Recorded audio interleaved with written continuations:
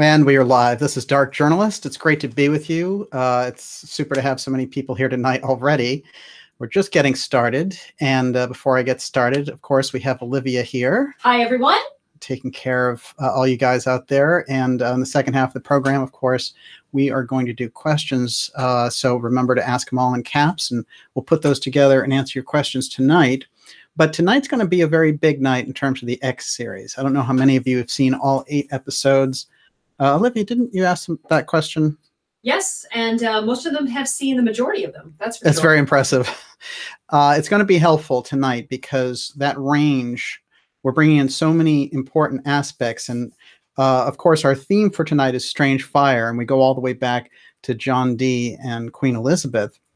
But the CERN, being right out front with the X technology, tells us that we're dancing here between the 21st and the 16th century, and we're going to flip back and forth with Little Johns into the 19th century in between. But it's going to be crucial like that. In some ways, I would say that there are aspects to tonight's show which will completely remove or begin to remove part of the X secrecy and part of the UFO file secrecy. And, you know, after studying this for a long time, I don't say things like that lightly. I think we've really arrived at a crucial point. And there's a few reasons why I come to that conclusion. I'm going to make them clear for everyone. So let's get right into it. Of course, the X Steganography that we've been studying is something that's come up in research that I've taken on, which has to do with spending so much time looking at various projects that went underground, predominantly relating to the UFO file. And we saw over and over again these different programs that came out of that, like Blue Gemini, like the Dornberger work, that when the projects would go black, they'd suddenly turn up with an X designation, which was very important. That kind of is the key. You know, if you think of the Rosetta Stone and how they figured out how hieroglyphs work, we're in a similar type of situation, because what's happening literally is we're finding ourselves arriving at a point of a key.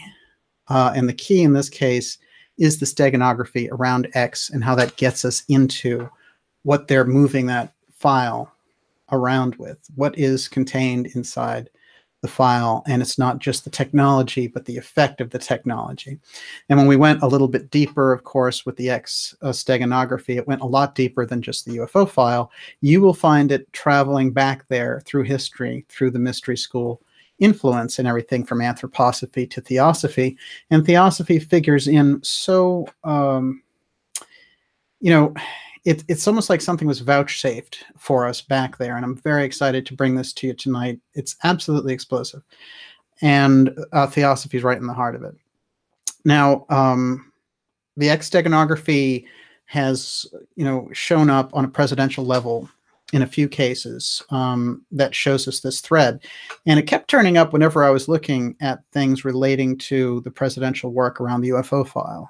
And we found, for example, that Eisenhower had a time capsule called Project X. That was a 100-year time capsule, which is due to be open in 2053. Of course, Lyndon Johnson at his library had something, and that was very interesting too, because it's a letter. And this letter is not to be opened until 50 years after his death. Well, that's 2023. But it is there at the library, and so we get these what I call stealth archives. The stealth archives are there, and we know about them, but we can't quite get our hands on them. Of course, Robert Merritt, who was the Nixon's Houston Plan insider, he came on this show a couple of months ago now and discussed how Nixon had this message to the American people that was in a time capsule in the White House, and that had an X factor in it. So, you know, these X's kept showing up, and as a matter of fact, anytime I did really deep work, the X's started coming hard and heavy. Now, ordinarily, you know, as I've said, steganography works a little bit differently than something like cryptology, for example, where in cryptology, you know, you're trying to crack a code, and you know it's a code password that's difficult to break, and you're going to have to go through all these things about it. Steganography, you never even know that you're into the secrecy. You never even know that there's a code to break. You're just sitting there in the middle of it, and it's hidden in plain sight. Because steganography is something that was adopted by these mystery schools a long time ago for moving information in a way that the public wouldn't be able to seize it, or it couldn't be suppressed by the Catholic Church or whatever it would happen to be, or by the authorities, or by the Queen. Now we're gonna go through the steganography. Of course, they adopted steganography in a very interesting way around the UFO file, which is what updates the whole thing and takes us into the 20th and 21st century levels of secrecy and how that wall of secrecy was constructed. You know, I can tell you at the heart of all the work that we do around dark journalism is secrecy. And I remember sitting at the Secret Space Program conference with Catherine Austin Fitz and asking her, what is it? What's the point behind the secrecy? And her answer was pretty direct. It was that secrecy equals control. And that's kind of the formula that we're going to need as we go forward here. Of course, we've tied in things in this program that relate to President Trump and, Trump's uncle, who worked very closely with a lot of the figures that we're going to talk about tonight, including Vannevar Bush. And in fact, Trump's uncle comes up. There's an episode called Tesla, Trump, and the Time Capsule, which, we get such great feedback on this series generally. And that episode in particular, people have sent me so many emails that I'm still catching up on about it. But it is significant because Tesla's work comes right directly into the heart of this X. And we're going to find out tonight that someone who was considered on par with Tesla, John Keeley, that his work was going into this direction, and that the Theosophical Society, as I described in the Annie Besant episode, grabbed that information for him after he died because they were trying to scandalize his heirs, and the establishment was. And the Theosophical Society was something Keeley was close to, and his business associate just shipped all that stuff off to Annie Besant. And Annie Besant is very important in this entire equation. So I want everyone to keep that. There's going to be a few names that you're really going to have to keep track of. And Annie Besant is particularly going to be important. But let's start off with this idea of strange fire, because fire is at the heart of so many of these technologies that we're talking about, and so many secret societies that have preserved this symbolism through the centuries, so that we can kind of get an idea of what is going on with the X. Why is it hidden in these different government institutions, in these different departments, military, intelligence, and all the rest of it? And why was it hidden through the ages in these secret societies and other power circles? This is going to become the main question for us tonight. And we're going to have a lot of help, because there are people who were involved with the X who were also involved with the secret societies, and placing them together, bringing those two sides together, is going to give us all a much better vantage point to review all of this.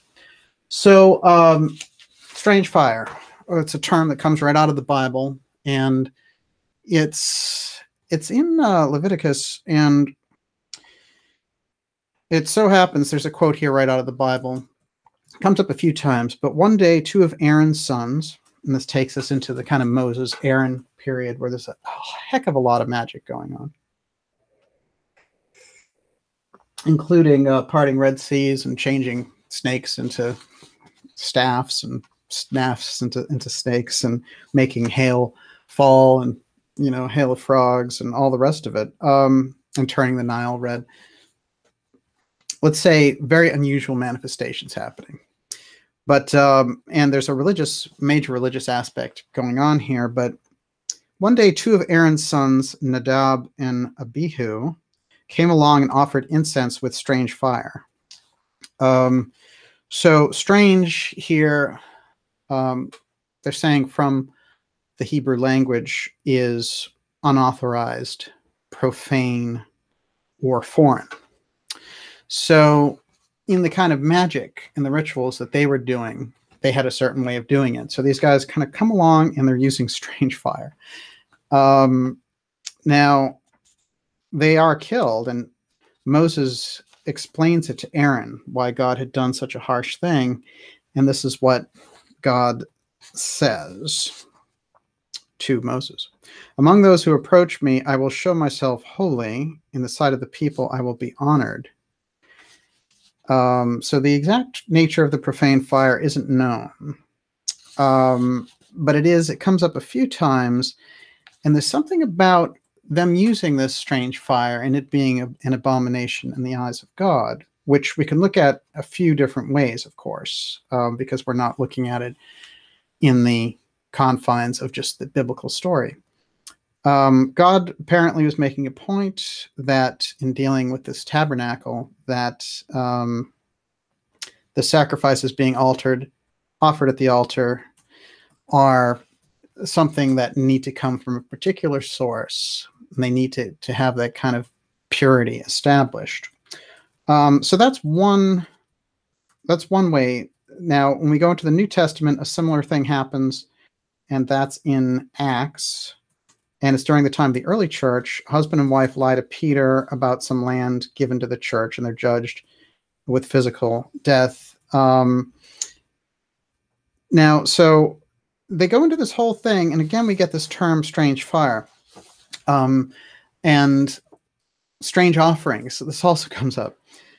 But if we take it out of the context of, we have a kind of a mythical idea here, which is when you go to a certain point, you need to be using certain ingredients that have been purified after a certain way. And so we can look at it as just the basic kind of, okay, this is the religious thing. They had certain types of incense. Something about their offering wasn't quite, pleasing in the eyes of the Lord. This is the religious view of it. But let's go a little bit deeper, because we do know that when we get to things like the Ark of the Covenant, and when we're talking about the tabernacle and all these things in these stories, we're looking at, and people have done books and books on this stuff, including Graham Hancock, about them being power stations, weapons, and their description is so elaborate. And there's this kind of interface between the technology and the gods, as it were. So they're using the technology of the Ark of the Covenant to communicate almost like a radio set. And, instantly people trip off into ancient aliens and all that, but I don't. Although I believe in all the off-world civilizations visiting here, I don't think these stories are so rooted in ancient alien interaction. In fact, I think something very unusual is going on, and that some of those visits and things that were happening off-world were maybe more of like a sideshow distraction to some of the bigger things that were happening here.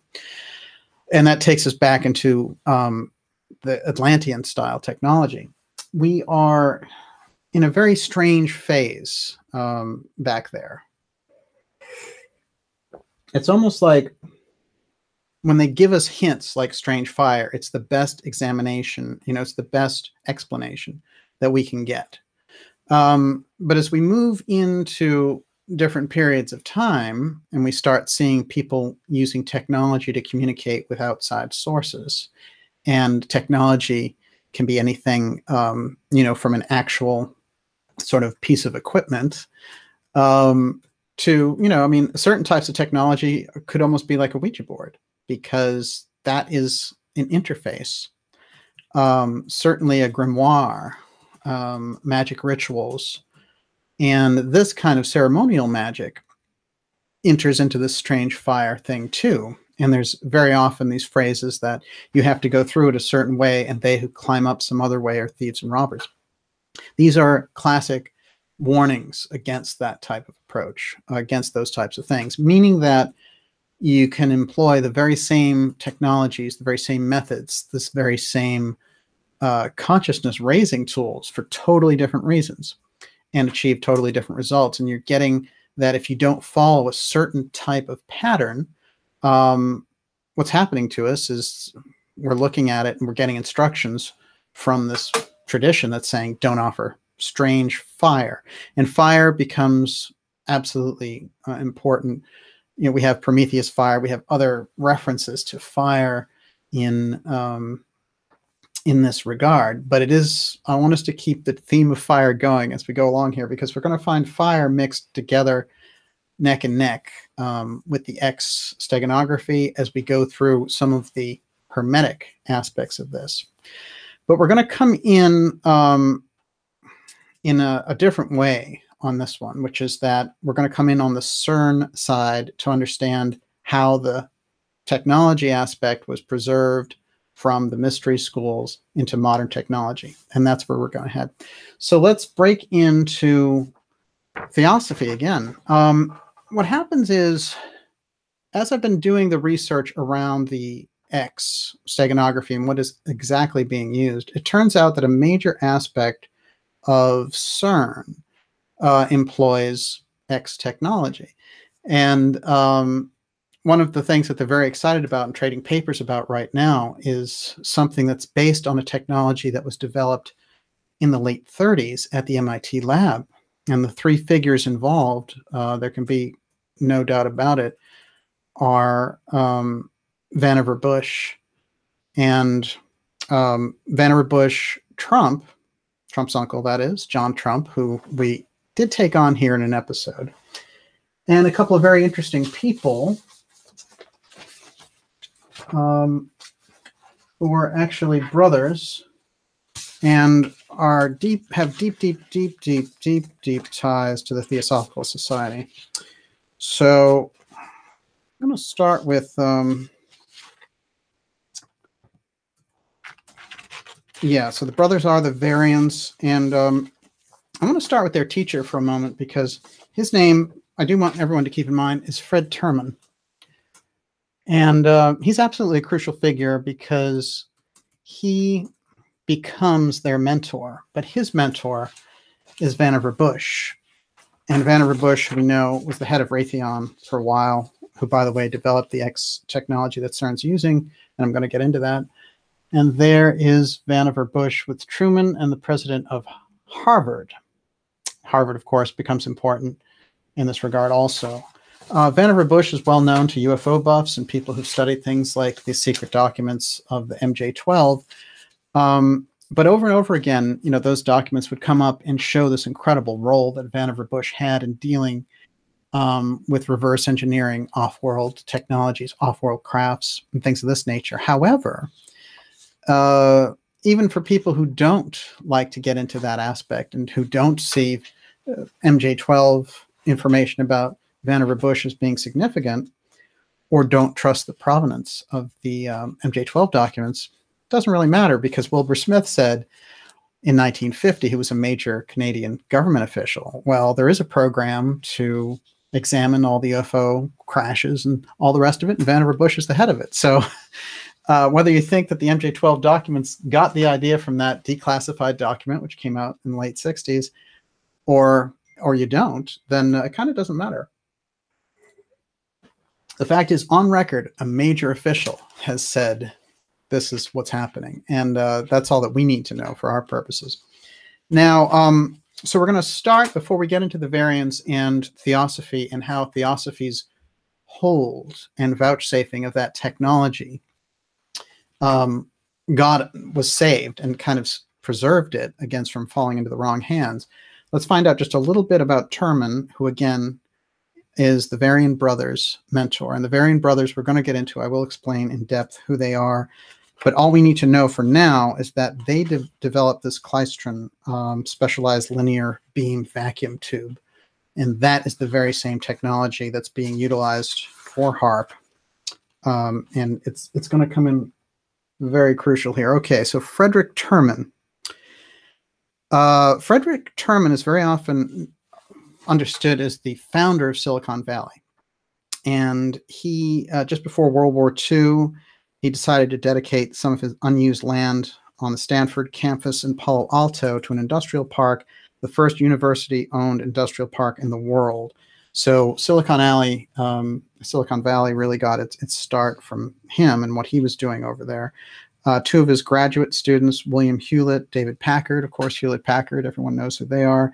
And Hewlett-Packard's first customer was Walt Disney, who needed the electronic equipment to record sound for the film Fantasia. Other companies moved nearby, and by the end of the war, the Stanford Industrial Park was thriving. And today, of course, it's the very heart the heartbeat of kind of Apple country. So in 1956, when he heard that Shockley was starting up a new business and would pioneer a new field of semiconductors, Terman did everything he could to lure Shockley to Palo Alto, and so on. Terman's father, Lewis, was the developer of the IQ test. Okay, so how powerful is that? How much of a tool is that used? This guy was coming right at the very heart of the establishment, coming from the heart of the establishment. And his father was a leading researcher into intelligence and the gifted. Okay, now this is important because there was a whole program organized around different universities and searching out for the best talent. And this was something that operated in a kind of stealth fashion also. They didn't broadcast it all over, but they were looking for special people to hook them up into either corporate government programs or technology programs. In my opinion, based on some of the research that we've done on Elizabeth Britton, or Emma Britton, and some of the incredible things that she told us relating to this Bulwer-Lytton period, I believe they were also programs in place to scan for exceptionally gifted psychic students. And I think that these things and the leaks that have come out about them give us a hint of what's really going on. Every once in a while, you hear people saying, well, I'm so special and I was grabbed for this program or that one. I can tell you for a fact that the programs can be real. But a lot of people who are in those programs or have been in those types of programs, like a Kathy O'Brien type character, their story, like, it's much easier to confirm their details than these kind of fly-by-night people who just show up and say, well, I was, part of this program or part of this secret underground program. It's hard sometimes because a lot of people just like to jump on that bandwagon. But I've talked to people who participated in these programs, so they certainly exist. Okay, so we have a kind of an idea of Frederick Terman. He really created Silicon Valley. He's a major force behind the kind of technological advances that we had there after World War II. And before that, he was a major force at MIT. And spectacularly, Vannevar Bush being his mentor and also being John Trump's mentor. That puts all three of those together. And he now is the mentor to the Varian brothers. And the Varian brothers are very important people, but let's start off with things that people don't really know about them. One, which is that they come from the most important wing of the Theosophical Society in Ireland. So let's get into them a little bit before we go any further with Terman. And I have to say that it seems to me that this is all because their dad was such a major figure in it. So we'll start with their dad, who's John Osborne Varian. Let's take a look at him. Don't worry, we're only going to go deeper on these people, so you're not going to lose anything if you don't keep track of every little detail that's coming up here. But we have a habit of coming back again and again to the crucial, important figures involved. Osborne Varian, now, he is an Irish-American poet. He's actually quite well regarded in Ireland, and he's one of the early members of the Temple of the People. This is a Theosophist utopian community in Halcyon, California. Absolutely crucial, and it's going to serve such an important purpose to us getting to the heart of what the X Steganography around the UFO file represents. So keep Halcyon in mind. That's a theosophical community. Now, what did we learn in the Annie Besant episode relating to theosophy grabbing this X technology that John Keeley had developed? In fact, they saved it because Annie Besant's words were, we can't have this going out. Like, actually, if this hits the public now, we're not ready for it. And these people will use it to basically destroy each other. That was her take on it, and she agreed to hide it.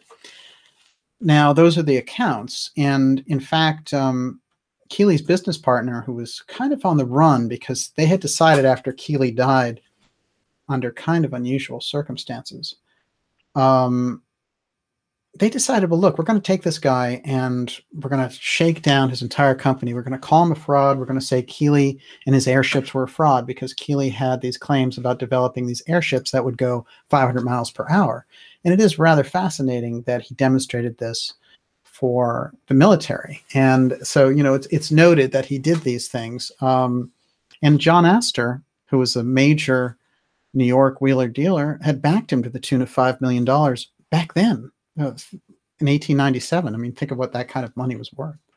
So certainly Keeley was a major figure, and he was working along a type of Tesla line. He had developed these coils, but he was working with this sort of etheric energy to power these incredibly dynamic flying machines. So we never got a full look at exactly what he was doing.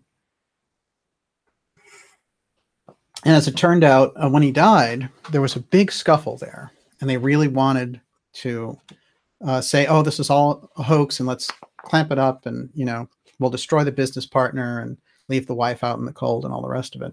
So the business partner takes it upon himself, and he gets back to Boston. And by the way, most of this stuff takes place in Boston.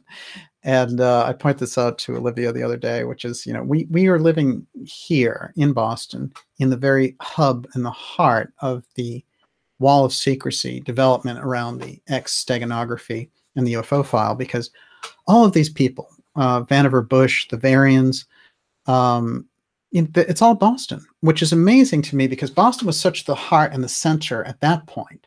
And this is where all these things kind of moved through. So we have to keep that in mind, because Boston becomes the incredible launching ground for developing this X technology. Now, so the point was that technology, by the time Keeley's business partner got back to the factory, he called in all the employees and he said, box this stuff up as fast as you can. I'm shipping it out on a boat. And according to all accounts, he shipped it to Annie Besant, who had this decision to make about it. What should I do? And she decided to vouchsafe the technology, keep it for when the culture had advanced enough to be able to handle this kind of intense move forward technologically. So just a fascinating story, but it gets even more hardcore because now we're talking about the Varians, and the Varians developed the technology that's running CERN, and that is the X technology. In fact, they call it that. So let's get into how that works. So let's start with their dad, John Osborne Varian. As I was saying, he's an Irish-American poet. His sons, Russell and Sigurd Varian, became notable inventors and went on to found Varian Associates, which had incredible impact on things, on everything from TV tubes to radar. So born in Ireland, Varian and his wife became top members of the Theosophical Society in Dublin. Now, Ireland was very important as a development center for theosophy because in England, they did, in fact, encounter a lot of pushback. And that's why they went off to India and all the rest of it. But they looked at Ireland as a possible, like a few places, Ireland and Australia, as places that could pick up and really run with developing the society. So Varian and his wife became some of the biggest members, really. And the people that they're associated with are what they call the esoteric level of the Theosophical Society, the absolutely top rung of those people and that group. So they immigrated from Ireland to the United States, and they settled first in New York, and then they became involved with the Theosophical group. And this was a spinoff of Judge's Theosophical group, but it's William Dower, and they all move and develop this incredible kind of utopian halcyon community up there. And it's very much like a commune. I mean, they're all kind of living for each other, and, you know, they all have the same farm, live off the same thing. It's quite fascinating. And Halcyon was a utopian community that included a sanatorium for the treatment of liquor, morphine, and opium addiction. So they're kind of advanced, if you think about it in this way. They have their own rehab center way before anybody. And this is the Betty Ford Clinic some 60 years before. And the community had elements of socialism and some communal property. John Varian became a leader in the Temple of the People. this is also interesting because it's the Theosophical Society, and inside of it, there's something called the Temple of the People. So they're hearkening back again, this temple. You know, we're getting into that mystery school idea, the older civilizations. And so he goes through all this, and one of his good friends is someone named George Russell. And George Russell will be known to people who understand theosophy as AE. And AE is one of the most influential theosophists that ever happened, and he was a really important painter and poet. One of the things he's very well known for is painting a spirit portrait of Helena Blavatsky for how she really appeared on the astral plane. And I have that here. It is just a mind blower. Let's take a look at this. So that is Blavatsky's true form on the astral plane, according to George Russell. But George Russell did some very interesting kind of clairvoyant spiritual voyages and all the rest. But the important thing for us here is that George Russell is the inspiration for John Varian to call his son Russell Varian. So really quite, you know, quite close in that sense. When you think about who you're going to name your kid after, you have to have an incredibly close relationship going on there. So let's get into a little bit about these brothers. They are so influential. This is Russell and Sigurd Varian. Sort of the original geeks of Silicon Valley, and they accomplished incredible things. But one of the things that they were particularly sort of known for is this development of this very interesting low microwave technology. And we're going to get into exactly what kind of a role that played. I do feel like their background is particularly important, so I'm going to spend a little bit of time here telling us a little more about who they are, because what they developed goes to the heart of CERN and goes to the heart of the UFO file. And we're going to see just how that all plays together. So how are we doing over there, Olivia? Doing great. Okay, good. It's a great crowd so far tonight. Hard to keep up. Yeah, I can imagine. Geez, it's I never know how you do it in the first place, but you're dynamic. You know, it's that every little thing she does is magic, right, everyone?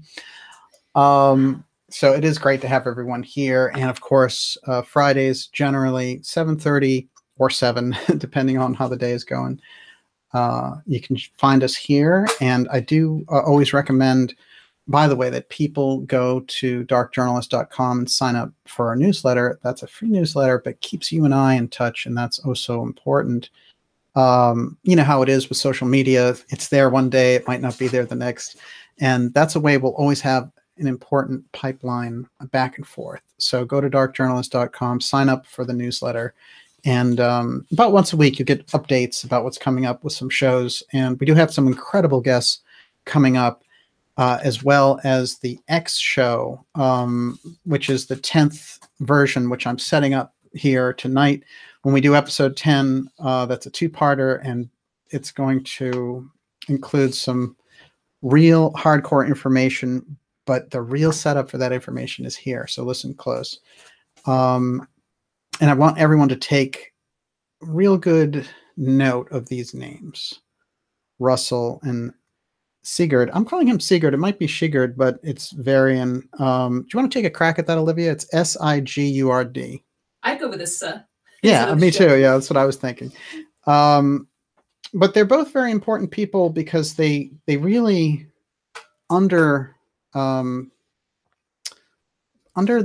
kind of tutelage of the group, as we were talking about, Terman, Vannevar Bush, and Trump, they are creating this incredible new technology. Now, Bush, remember, was Terman's mentor, but that's the 1920s. These guys are in the 30s, and Terman's their mentor. So here's this tight connection directly. Vannevar Bush, we have John Trump with Vannevar Bush. We have Terman, who is the man who founded Silicon Valley, and then he is their mentor. Let's remember that connection. It's as tight as can be. But who are they connected to? They're tight with the Theosophical Society, who, as I described, helped save Keeley's inventions. Is everybody on board? I know it's not easy, but we're getting close. When we zero in on this, by the end of the episode, we really have made a dent in the wall of secrecy. And it's going to be crucial, and we are going to be able to link it back and go back into this relationship that John Dee had with Queen Elizabeth. It all does link up, and I will show you how. So interesting, just a little side note for anyone who's interested, which is that Ansel Adams was a close friend of the Varian family. I don't know if Adams was known as a theosophist, but he's incredibly close to these people, and they have all these great photographs, and they're all by Ansel Adams, the fathers and the sons, so just quite remarkable. Okay, so Russell and Sigurd were brothers who founded one of the earliest high-tech companies in Silicon Valley. Of course, we know they had incredibly powerful theosophical parents who founded the utopian community Halcyon, California, as I just was speaking about. But here's what's crucial. The brothers showed an early interest in electricity, and after independently establishing careers in electronics and aviation, they came together to invent the klystron. Okay, keep that name in mind also, because when we get to the CERN technology, that's what it's going to be using. Now, the klystron became a critical component of radar, telecommunications, and other microwave technologies.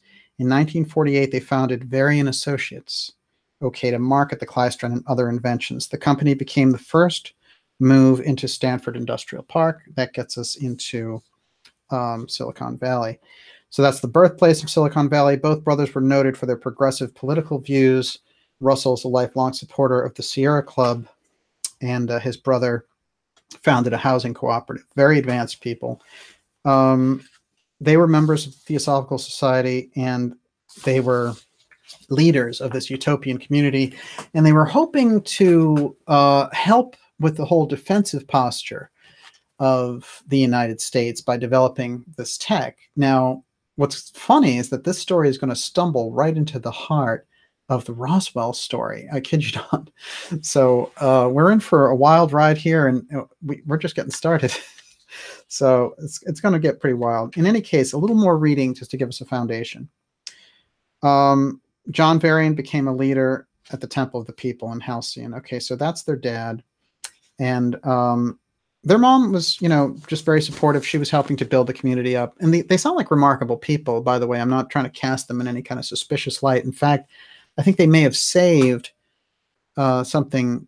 I think they may have been entrusted with the technology from Keeley through to Annie Besant directly to them. And I'll explain how I think that works because, for me, the fact that they come out all advanced out of the box, being theosophists, suddenly they go right into school. They're amazing at electronics. It seems to me they had a head start somewhere. All three boys exhibited an early fascination with electricity, included pranks such as attaching electrical outlets to bed springs and doorknobs to give visitors minor electric shocks. I mean, really obsessed with electricity here.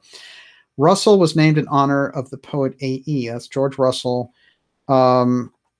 They were very close. Okay, let's get on with it. Now, what's fascinating, I think, about them is a couple of things. I'm going to fast forward to the end of their lives for a moment, which is just as Kennedy is getting into office, they both die very mysteriously. I had a theory about this when I was looking at their work. I was thinking to myself, we know about Kennedy, and we know so much about his relationship with Forrestal. So he's a deep one on the UFO file. He understands what's going on there. And as he gets closer to office, and as they're deciding in the deep state what's going to happen with this technology, and they're already having tussles back and forth with Eisenhower, as we've heard about from the Cooper whistleblower, which I think is particularly important, who was saying that Nixon was in charge of something called CIA Blue Book, which was the real stories on the real crashes and the real things that were happening with the somebody's got something up there about C.W. Ledbetter. Make sure let's make sure that we ask that one next time. Absolutely. But what's interesting for me is that Kennedy gets in, and from James Forrestal, he knows about the UFO file, and he shows a very kind of adamant stance towards it, trying to get that power back from the CIA, trying to get the deep state to kind of surrender control over the UFO secrecy. And of course, before the end of his life, trying to get us to share the UFO file with the Soviets, which, as we learned in discussions with Douglas Caddy, Howard Hunt said that was the reason he was assassinated. Actually, it wasn't all these other things. It was because he wanted to share a most important national security secret with an enemy, the Soviet Union. And Caddy asked Hunt what was the secret, and Hunt answered the UFO file, basically the alien presence. So that helps us, I think, get an idea of the power of this technology. But I found it ironic that, through strange circumstances like plane crashes and stuff, they died right as JFK gets into office. One a little before and one right as Kennedy gets in. So I found that very, let's say, an unusual fact to keep note. Okay, Sigurd was interested in all-weather navigation systems and suggested to Russell that together they could create a radio-based technology using microwaves. It's very important. That could detect airplanes at night or in clouds. That is, they're going to be able to create this certain type of radio radar that can spot planes under difficult circumstances. Now, interestingly enough, keep in mind, if I can spot a plane, I can spot other objects too. Other flying objects. And let's keep in mind what the FBI agents were telling John Trump, which is in my Tesla, Trump, and the Time Capsule episode. They were saying to him, we think that Tesla has left behind some information about this death ray that can affect, quote, flying objects anywhere in the world from a remote location. That was what they were looking for. That's what they thought they would find. And they didn't, by the way. According to the official word of Trump and the FBI. So what's interesting, they want to develop this device that can determine the location and direction of an airplane. So they go through these different models and all the rest of it. So I'll skip through all that. In any case, the Klystron is something that they build the first prototype of. It's 1937. The Klystron, remember, again, when we fast forward, is going to be the technology that becomes the dynamic, it's with CERN, with the Hadron Collider, it becomes the kind of foundation of how they get the Hadron Collider to have this incredible results. So let's just keep that in mind, and I'll explain that, and I'll read exactly from the CERN white paper on that. Okay, so let's trek a little bit here with the Varian brothers. Who are quite fascinating and have that incredible theosophical background, and now have landed themselves in the middle of such UFO luminaries as Vannevar Bush, who, as we know, was in charge of the UFO file for the U.S. government and reported directly at first to FDR and then to Truman and then to Eisenhower. Okay, so August 1937, the Klystron, a microwave tube, was developed. And so Sperry Gyroscope gave the Varian brothers and Hansen a contract to do further work. The Varians did not know that the British were also working on early radar technology, which by then could even detect submarines. So that was becoming more and more important, actually. So it could not be made light enough to use an airplane. So this was the main issue behind what they already had versus what these guys came up with. So thereafter, Klystron equipment was set up in Boston. Okay, there's Boston again, 1939, and with it, successful blind landing tests of airplanes were completed. The Variants moved to the East Coast in 1940 to Boston to work for Sperry Gyroscope, where wartime developments of the microwave tube continued, though little known of their work in this period because they were presumably working on classified projects. Yes, in fact. Let's keep that in mind. The vacuum tube, they're saying, came out of some of this work. The U.S. and Britain were able to use this technology to create radar equipment light and compact enough to fit into aircraft. which was credited with helping the Allies win the war. We can see how important this was. But when the Varian brothers disappear for a couple of years, in fact, they go into something called the Rad Lab, which is came right out of MIT. And the Rad Lab is where they do work on X projects. And it was a cover name, Radiation Lab, just, trying to pretend and set up saying, well, we're studying radiation and all the rest of it, just like these other schools do and other technical institutes. In fact, it was something completely different. So the Klystron technology still being used in 1993 for UHF television. So this is how they were doing UHF. And what's fascinating about it is it's an incredible low wave development technology. It's interesting how incredibly effective it is. And we're going to get into it. But they used it for UHF. If those of you among the television audience who are a little older will understand, yes, we all went through UHF television as opposed to VHF television. Okay, each brother developed other inventions, nuclear magnetic resonance, and all the rest of it. So really advanced stuff we're talking about here. And they developed something called Varian Associates, which is credited with developing small linear accelerators. And of course, particle acceleration is what CERN does. And that's how they found or attempted to find the God particle. And we're going to get into exactly what CERN is and what the Hadron Collider is. But we have to understand that the Varian Associates, these two brothers, developed the technology for particle accelerators, particle colliders. This is what they did. And the foundation of it was this klystron. Again, they wanted to set up the company to commercialize the klystron. That's what it was all about. So the small linear accelerators would generate photons for external beam radiation therapy. They were also interested in nuclear magnetic resonance technology.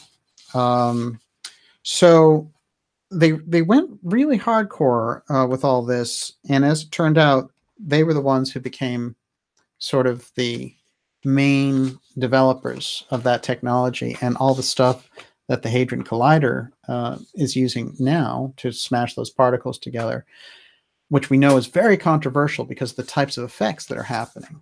So I'm going to get back to the Varians, but I think what we understand fundamentally about them in bullet points is this.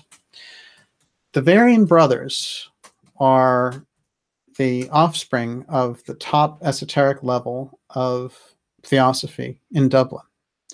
They came here to America, and their parents helped form a utopian theosophical community called Halcyon. And they grew up in that environment. And as I explained earlier, Annie Besant of Theosophy was in possession of John Keeley's technology. Now, Keeley's technology was certainly in an unusual area of airships. It was also resonance was part of it, coils, energy development. It was very incredibly edgy stuff, which is why Astor in New York was very interested in it and why it was so hushed up and slammed down as soon as he died. So Theosophy holding this secret and kind of vouchsafing the technology over time is crucial, because this was the decision that Besant made. And I believe what's happening is these guys are inheriting the technology because they come out and they make the klystron, and they're doing particle accelerators. There's good evidence that they worked on the Manhattan Project because the RAD group at MIT that they were associated with became part of that classification system. When they go off the radar, however, people assume, well, maybe they were working on classified projects that had to do with the atomic bomb, but that doesn't look like their specialty by any stretch of the imagination. My impression is that what we were looking at is a special technology that they developed, and that technology is called X. And I'm going to read you briefly here about what that X is all about. Let's take a quick look at one of these particle accelerators and what it can do. By the way, that's their dad, the theosophist, John Varian. Crucial figure in theosophy from Ireland, of course, and there's Russell and Sigurd Varian.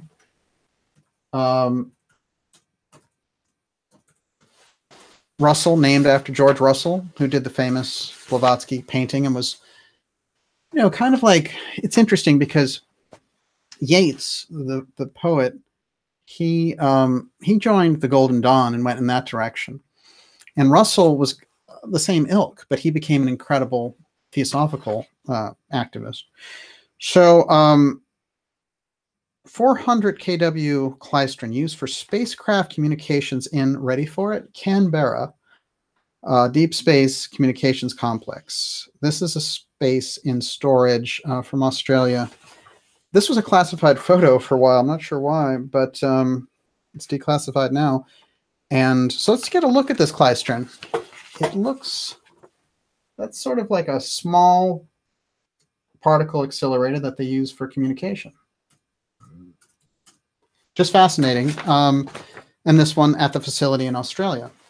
Of course, Australia, as we've outlined over the last 8 episodes of the X series, Pine Gap being the very heart of the X redevelopment technology. And the link there to Prospero is going to come in very important when we go into John D, which we're going to do in a moment here. But before we do that, I promised you we would look at the X technology, and that's what we're going to do. And it's extensive. Okay. This stuff is absolutely incredible. First of all, there's the root of the work that they did. That is the original Varian tube. It was a microwave conductor. And this is their original invention there in 1938. Okay. The X technology is called X-band. And X-band radar is how the Varian brothers brought all of this technology together. That technology is used in CERN, in HARP, in various arrays. And by the way, the company that's most famous for using it now and has taken it on board as a major project is called Raytheon. And the former director of Raytheon was Vannevar Bush. So the X technology has been moving. It's been moving through these companies on a corporate level, and it's been moving through the secret societies also. And we have the corporate government nexus going back and forth and hiding this stuff and developing the wall of secrecy. But when you get to the UFO file, in this regard, the secrecy around the UFO file relates to technology that we see, these craft hovering, so on. And then we also assume that it relates to the presence of off-world beings who are involved in this, and possibly even our relations with these off-world civilizations. However, what's pertinent, really what comes to the very heart of it, is that the secrecy has cost us democratic exercise of our government. If you consider the Kennedy assassination, and if you go deeper than that, it's costing us unconstitutional complete suppression of records and denial of different types of realities. And now we've even seen agencies like the CIA, which had a major role in covering up the UFO presence, now trying to come out and peddle this weird version through the TTSA of some, you know, kind of hip pop version of UFO disclosure of, oh, there's a threat out there, but we're going to get it. All we need is more funding from the government. Hey, what's the matter? Didn't the 21 missing trillions from the black budget, isn't that enough money on budget that we have to give you now? I don't think so. So we do see that this stuff, as you and I travel through these centuries about it, but there's no question for me that as we look at the situation here in early May of 2018, the X is running everything. And that secrecy around the UFO file is the heart of the X steganography. So we're right at the pivotal point of the whole thing, which is fascinating because while, you know, we have so many people around independent media screaming their heads off about Comey or Trump and all these things, I know individually these things are important, But I think getting to the heart of what the secrecy is all about has to be the crucial aspect when you get right down to it, because then we can see through these figures and their fears to understand the things that they're dealing with. This becomes incredibly crucial, I think, if we're going to get anywhere. How are we doing over there, Olivia? Fantastic. Okay, you looked over this way. You gave me one of those looks like maybe you had something on your mind. We're good. Okay, good. And it's great to have everyone here. Wow, I'll remember to shout out to everyone at the end too, because we have some really terrific people with us tonight, and it's great to have you all here. Again, you're watching Dark Journalist, and what I'm saying, I know it's a bold statement now, but I know that here, you and I tonight are achieving the first real ripple in against that wall of secrecy. It's the first real kind of breakdown of that secrecy, because I have a pretty good estimation, a pretty good hunch that we were not meant to find this. And the fact that we have, I think, is absolutely crucial. And there have been signs, which is one of the reasons why I led with D instead of the X-band technology, because I did not want this show to get shut down, because this is crucial transmission. So let's keep going. Okay, X-band radar, world's largest X-band radar. Let's take a look at it. Gee, it looks a heck of a lot like Pine Gap, doesn't it? Let's read a little bit about it. Raytheon's 9-story high X-band radar, the world's largest X-band radar. Sea-based X-band platform. Sits and stands on 250 feet high and displaces more than 50,000 tons. It consists of semi-submersible oil production platform topped with an XBR. XBR is the primary payload of the semi-submersible platform, supporting the ground-based mid-course defense phase of Missile Defense Agency ballistic missile defense system. So this thing is quite remarkable. It's multi-purpose, and also you have this kind of oil sideshow that they can use it for that. But its main function is this radar. The SBX's floating platform, a modified oil drilling vessel, that's interesting, was designed for exceptional stability in high winds and storms, measuring 240 feet wide, 390 feet long. So it's an incredible structure. The vessel includes a power plant, bridge, and control rooms, living quarters, storage area, and enough floor space and infrastructure to support the X-band radar. Well, the Klystrom technology supports CERN. What is the X-band radar? Well, we're going to find those things get closer and closer. They're the exact same thing, and I'll show you how. It consists of thousands of elements driven by transmit-receive modules. The X-band radar, they provide the full fire control sensor functions at ground-based mid-course defense systems. Okay, that gives us kind of the basic things. Now, strangely enough, it's Boeing that developed it, even though it's a Raytheon project. And what I found out is that recently Boeing has a new address in Australia, and you'll never guess where it is. Well, it's right in Alice Springs. How do you like that? I guess someone should go over there and kind of knock on their door and say, hey, it's nice to meet you, neighbor. Boeing, what are you doing here? I'd love to hear about that. Okay, so remember again that this technology that was vouchsafed through the Theosophists is the X technology. Remember that this is Steiner when he was a Theosophist before he became an anthroposophist, and that's him with Annie Besant. They are a crucial part of this story, and I want you to keep them in mind as we go, because again, if it wasn't for Theosophy developing the Varian brothers and for giving them the leap, then we probably wouldn't have this version of the X technology.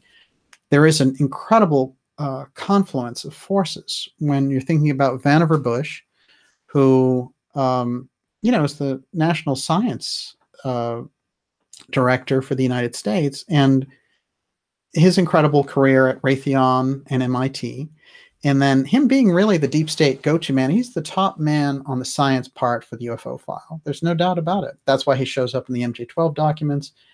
And there's so many real government documents, hardcore, if you don't accept the MJ-12, as many people do accept them, and they seem mostly legitimate. Then we get into the situation where we're looking at a dynamic group of people. John Trump, who got it called in right after the Trump papers that Trump dies and they want his papers, who do they call? Well, they call Vannevar Bush. And they say, who should we get to do this? And he says, get Trump. Trump's the one who comes over and does it. Okay, so Bush is Trump's mentor. Vannevar Bush is Trump's mentor. John Trump is Trump's uncle, just to keep track of all this, who has to go through Tesla's papers. And what are they looking for that the FBI says? The FBI says, well, it's apparently some kind of array that takes down flying objects. Interestingly enough, 3 years later, they'll use the term unidentified flying objects to say that's what flying saucers are. So these things, you know, they're there. We don't have to guess very much. They are there. They've been stealth archives because they haven't been connected, but I think we're doing a pretty good job now. Okay. X-band satellite communications. Just a quick little piece of this to tie it together. X-band satellite communication is widely used by military forces for beyond line-of-sight communications. X-band is used because it provides a compromise between the characteristics of different frequency bands, which is particularly suited to the needs of military users. It's straight up a military operation. However, there were certain X-band satellite communications. That's how we got UHF, as we were reading earlier. Okay. Characteristics include interference and rain resilience. This is very important. The rain resilience, I had mentioned that in a previous episode, that some documents had come out that had been declassified that showed that the code name for Pine Gap was merino, which is a type of sheep, a hybrid sheep, and just the most incredible sheep anywhere. And we went round and round about why they would use that name, and I think we came to some pretty good conclusions, especially when you get into hybridizing technology. I didn't get into the hybridizing human part. But what's interesting is if you go then afterwards and you look at Edward Snowden's leaked documents that leaked this program called X Keyscore that Glenn Greenwald and leaked after Snowden gave it to him, it's very interesting because X Keyscore was all about diming in on anybody's conversation at any time, which was a very significant thrust of that. But one of the things that came out in there was that they were using the term, all in caps, rainfall for Pine Gap. And that was another one where I was like, what is this all about? You know, usually these names have the significance if you can interpret it. Well, here, if the X technology is really running the show, here they're saying one of the best things that it has is it's not subject to rain interference. And rain can be absolutely, can mess up radar and all the rest of it. Now, one of the things that I mentioned earlier is that the Roswell incident, everyone has always said, well, you know, there was that crash that happened, but one of the things that may have kind of precipitated the entire event is that they were using this new radar system. But people always assume in the case of Roswell that the crash happened because of the ship, you know, them having problems with it, that it wasn't intentional, it was an accident, and then that we went to recover the accident. But let's look at this a little bit differently. If the government were looking into, and the military were looking into getting their hands on some of these flying discs that were being reported, after all, the June before the Roswell incident, we have Kenneth Arnold's incredible report about the flying saucers. That's where we got the term.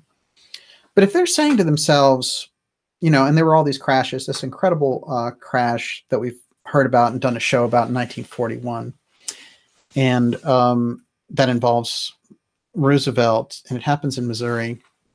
But one of the important things for us to keep in mind is they may have been saying to themselves, we need to find a way to figure out what those things are, and the best way to do that is to get one of them.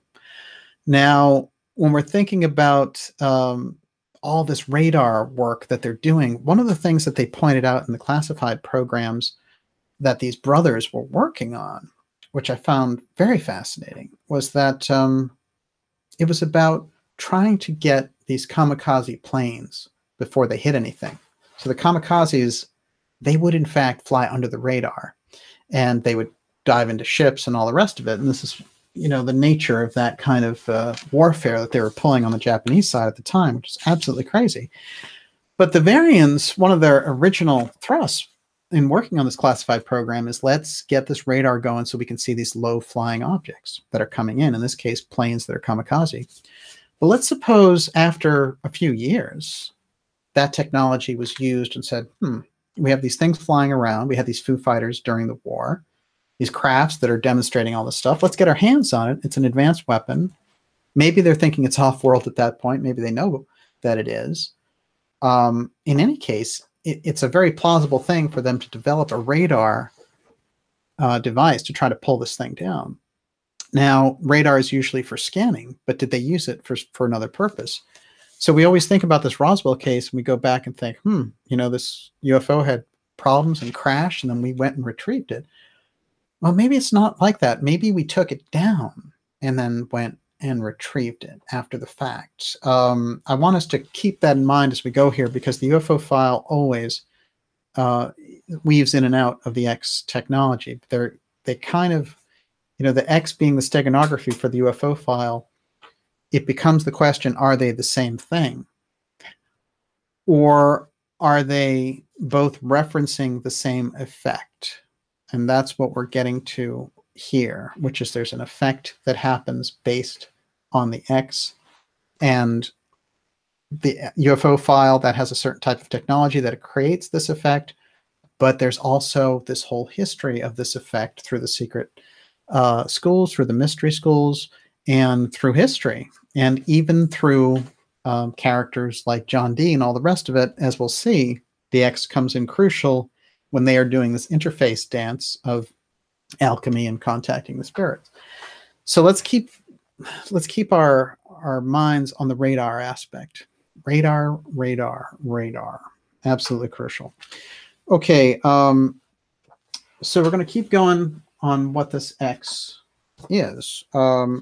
So I don't want to bore you with too many details about the X, but I do think the rain resilience part, I'm going to go into this a little bit.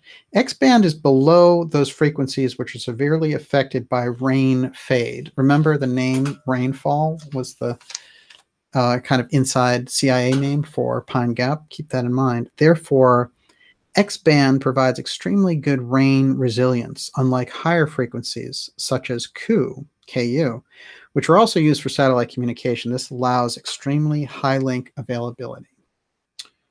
Okay, X-band satellites typically have at least 4 separations between satellites.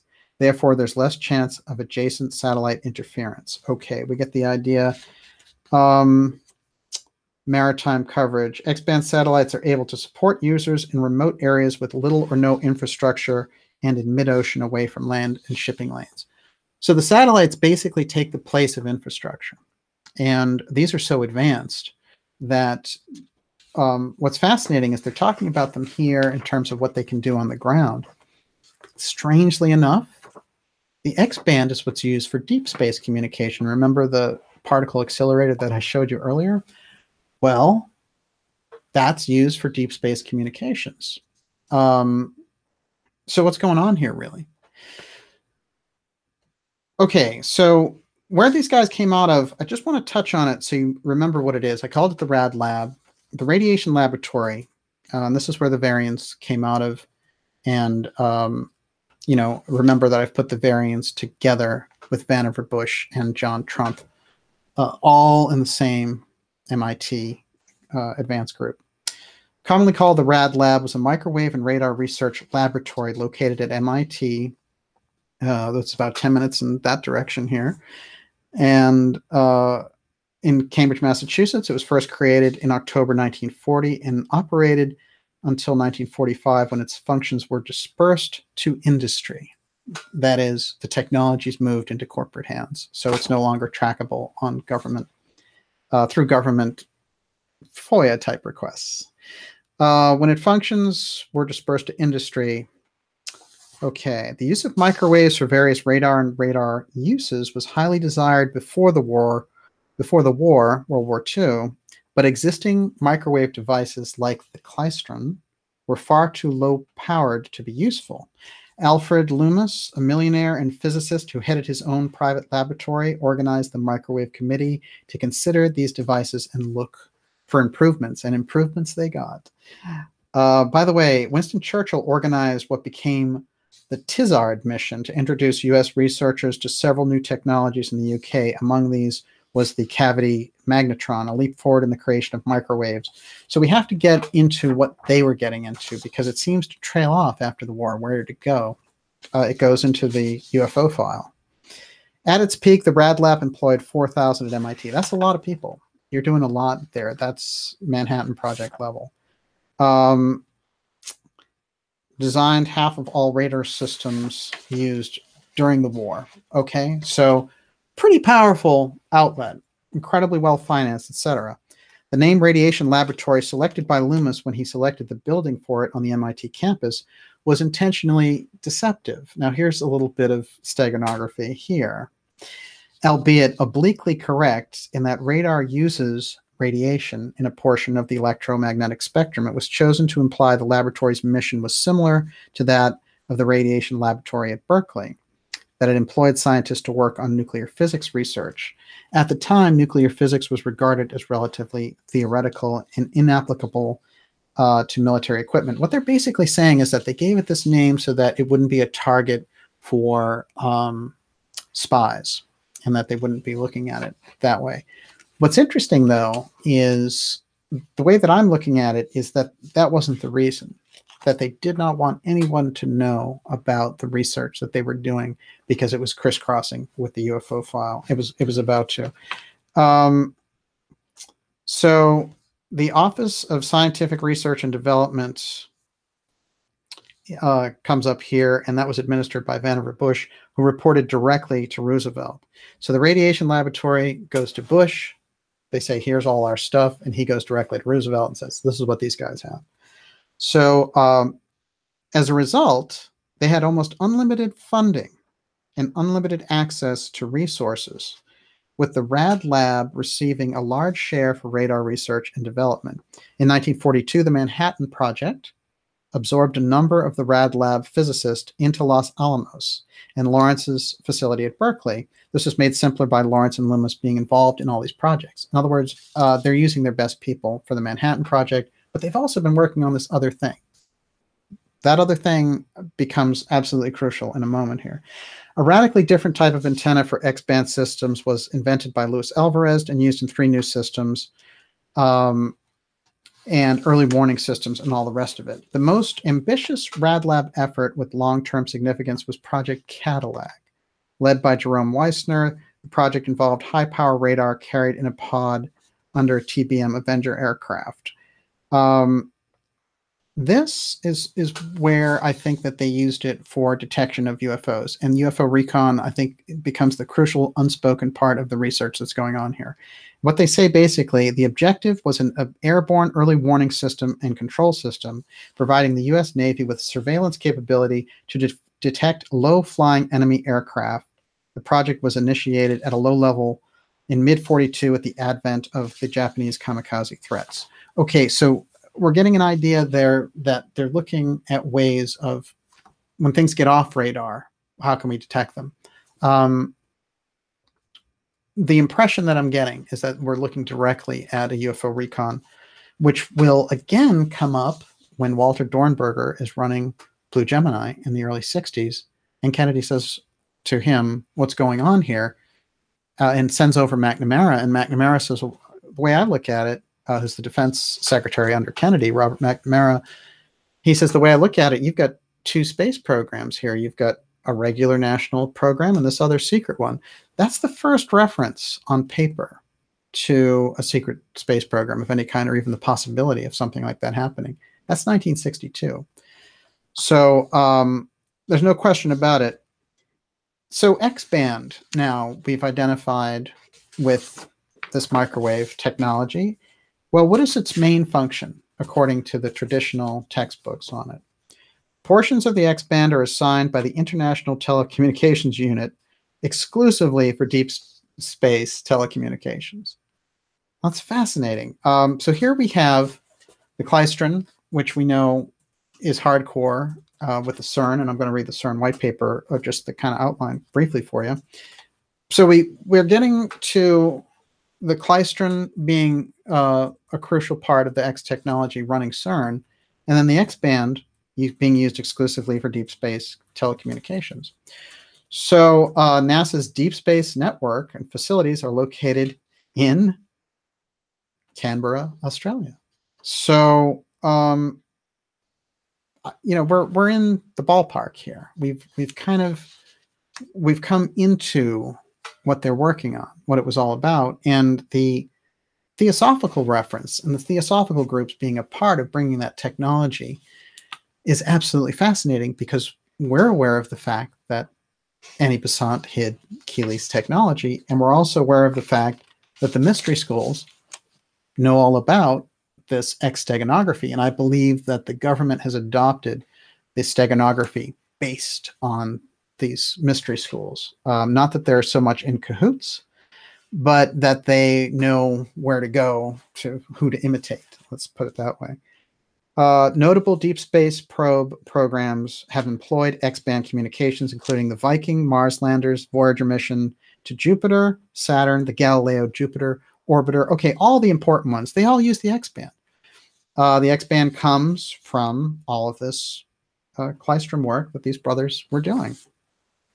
Okay, let's get a look at how the X-band is used with CERN. This is basically, it's kind of like the regular newspaper at CERN about developments there with the colliders and all the rest of it. And I'm going to try to condense this all in the next 20 minutes. Let's see if I can do it. Let's just take a quick look at what this is. That's the CERN Courier, talking about what this new program's all about, after all. High gradient X-band technology from TeV colliders to light sources and more. Technologies developed for the compact linear collider. We've seen what the Varian brothers developed for the deep space communications that they have now. And all that comes from the Klystrom that those brothers developed. I'm going to read briefly here. And the site is called ResearchGate. CERN X is the inside white paper.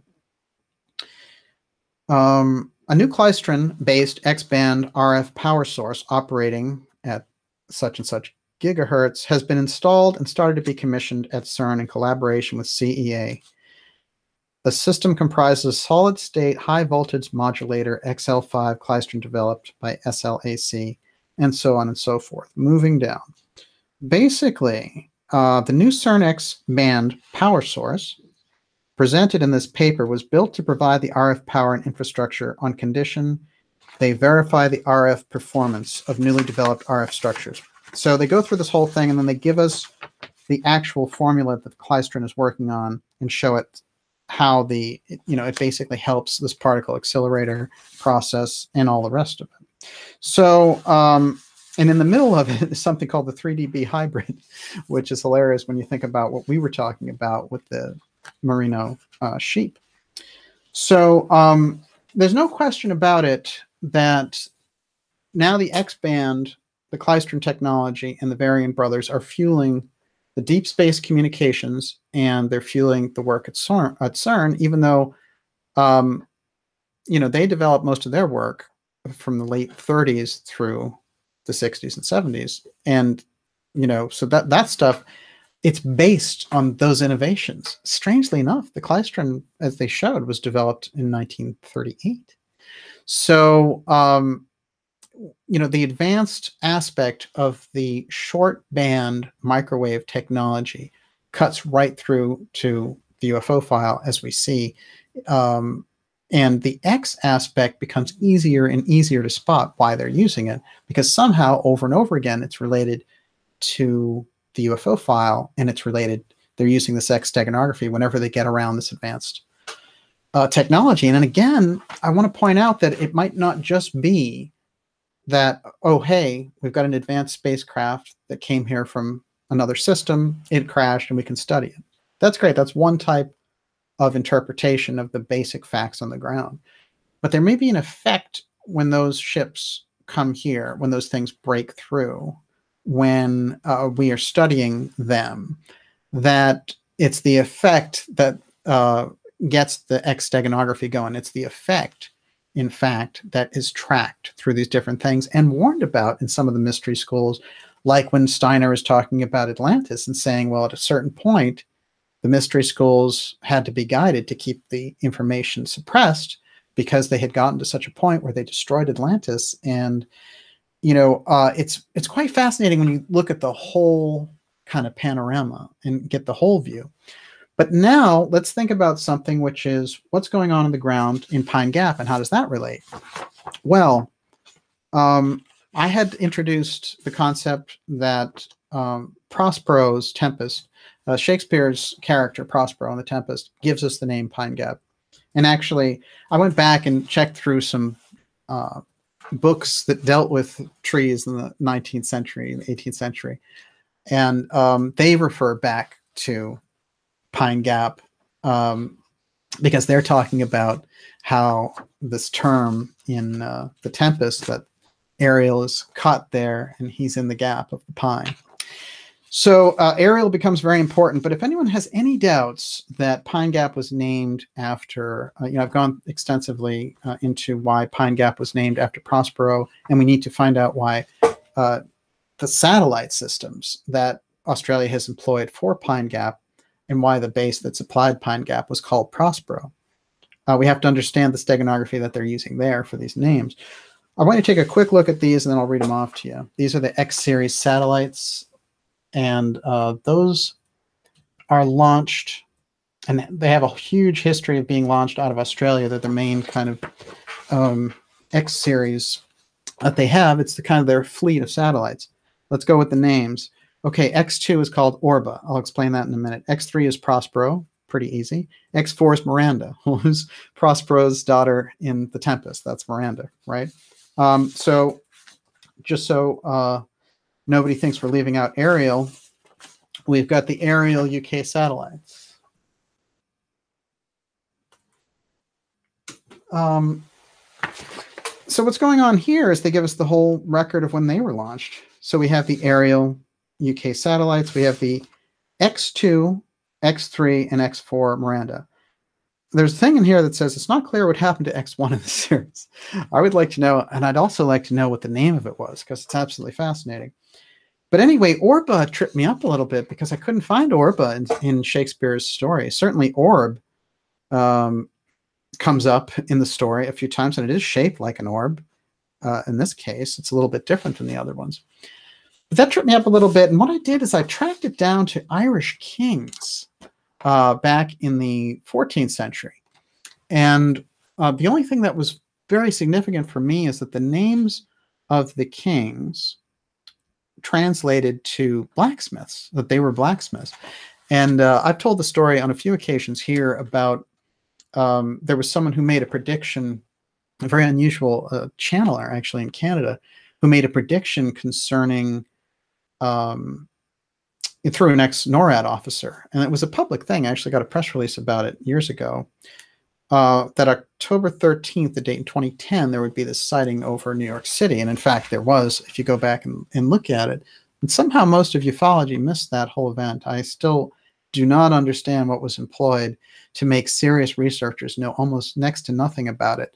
So that because of my personal interaction with that prediction and all the rest, and tracking down the source later and having 12 hours of conversation with this group that was channeling called the Transcenders, I see, it's almost like I'm the expert on that when I know for a fact there are incredible UFO researchers who go after every case and know so much about them. I've talked to the best of the best. For some reason, there's a weird block around that case, and no one seems to understand its significance. Except me, right, Olivia? It's just, yep. Well, I guess you too. Okay, so we understand then that Prospero launched these different things. And then we get into Orba. Well, it just so happened that one of the things that the Transcenders told me in those 12 hours of conversations was that these off-world beings, one of the programs that they had was incarnating here, and that they would usually in the Middle Ages take on the pose of blacksmiths, and that there was a long history of blacksmiths and strange myths. And if you go back and look at them, actually, in fact, there are about the blacksmiths having control over this fire. of course, because that's part of the job, but there's also something kind of magical about the whole thing that was going on. And all that definitely played into my imagination as I was reading it, because I was like, Orba, blacksmiths, you know, and here we are. So there's no good explanation for why they called it Orba, and there's no good explanation, even on their own website, for these satellites about what happened to X1. So those things would be, I think, help us out tremendously. But who is Prospero based on? Well, according to all accounts, Prospero in Shakespeare's The Tempest is based on John Dee, who was the Queen's conjurer, right? Now, let's take a good look here. Okay, fascinating. We've got Queen Elizabeth I here, a very dynamic figure. And John Dee is basically her court astrologer, her advisor, and he does all these conjurings for her. And a number of very unusual things have come up in relation to this. And the more I study this, the more off the charts it becomes. Okay, in a nutshell. Basically, Dee is an occultist, he's an alchemist, and he has this great background. And he hooks up with someone named Edward Kelly, who was an absolutely mesmerizing figure, who has very little track record, very little things that we can actually dig into his history about. We don't know a great deal about him. But according to Dee's diary, he's one of the best conjurers, one of the best alchemists, and that they're working with spirits and they're doing these incredible things at a much more rapid rate. I think at a certain point, you know, Dee is sort of pointing to Kelly and saying, well, I can do things that would take me like a month to do, we can do in a couple of days now that he's around. He's just phenomenal. But Kelly's an unusual figure. He sought Dee out, and I think because he knew that he was associated with the Queen, and he wanted to get this information around. And it is kind of fascinating. I'm not going to go too much into Kelly because we're going to stay on Dee's relationship with the Queen. But let's look at a couple of interesting things in relation to this. Here is a picture of Dee conjuring for the Queen. And this is a magical ceremony. And you can see he's got strange fire there. There's no question about it. But what is it? And what is he doing? Well, one of the things that came up, there's a process in famous art where they'll go and they'll x-ray the art to see if there's a painting underneath it. A lot of this came up, and this is something my mother told me years ago because she was such an art fanatic, which is that in the Nazi period, but of course it went way back, but certainly in the Nazi period, when the town was going to be taken over, they would send an artist in to kind of paint over a famous painting so that it would look like it was just some local artist or whatever. And then underneath would be this incredible, like, you know, fantastic gem of a classic painting. So, you know, there'd be a Renoir under there, and then you have all this stuff going on. Now, what's fascinating about that is this has gotten so much into the mainstream that now they do this process, which doesn't hurt the painting, where they x-ray it and all the rest of it. Well, there was a big news story, and this is not a conspiracy or anything else. All the regular kind of major channels, National Geographic, Smithsonian, and all the rest of it picked up on it, New York Times. This is what they found in that painting.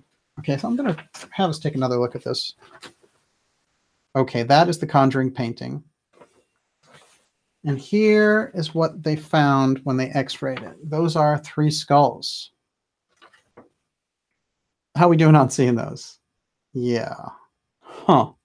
Interesting. Well, now, that's pretty interesting. What's going on there?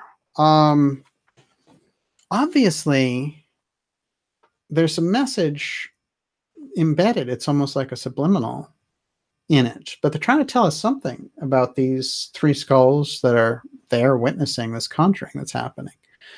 So we're getting into, you know, what is it that's behind these things? What's the root of these things? And let's remember, somebody like Dee is a master of steganography. In fact, he's the one who brought the term into regular parlance. Before that, it was just the stuff of alchemists and hermeticists from that early period. Now, I want to read what he has to say regarding X. And it's always funny to run across this. Of course, this is the first thing I chose for my logo when we started doing Dark Journalist. It's an X. I guess there are no accidents in life. So, you know, when you're reaching for the information regarding Edward D. and it says Vannevar Bush, you know, that's not the right thing. So, Olivia, while I get this information on D, why don't you give us some idea of the questions that are happening out there? Maybe ask one. We have, well, someone was saying that D's original kind of code was 007. You know, oh, isn't that interesting? And that is how he would sign things. Did you come across that? No, but I'm not surprised that they would pick up on that. There's the D information I was looking for. Good. Yeah, well, of course, the author of the James Bond novels was an incredibly tuned in guy, and I'm not surprised if he picked up on that. Okay, so he has something called a theorem X, which we're going to get into here. But basically, over and over again, the X that he's talking about is something called St. Andrew's Cross, and it's often seen on fire. St. Andrew's Cross is something deep we can get into, but basically, one of the followers of Jesus, you know, and we know that the various disciples were executed in different ways, and we have some of them being crucified upside down.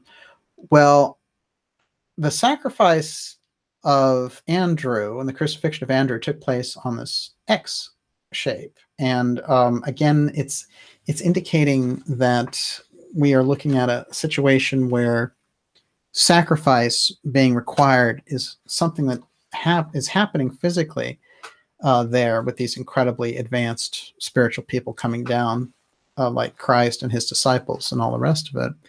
But also the symbol of it, that there is this sacrifice involved with the symbol. So here's a quote from D about it. He says, "We finished the brief hieroglyphic consideration of our monad, which we would sum up with only one hieroglyphic context. The sun and the moon of this monad," which remember is theorem X in his system, "desire that the elements in which the 10th proportion will flower shall be separated. And this is done by the application of fire." Now,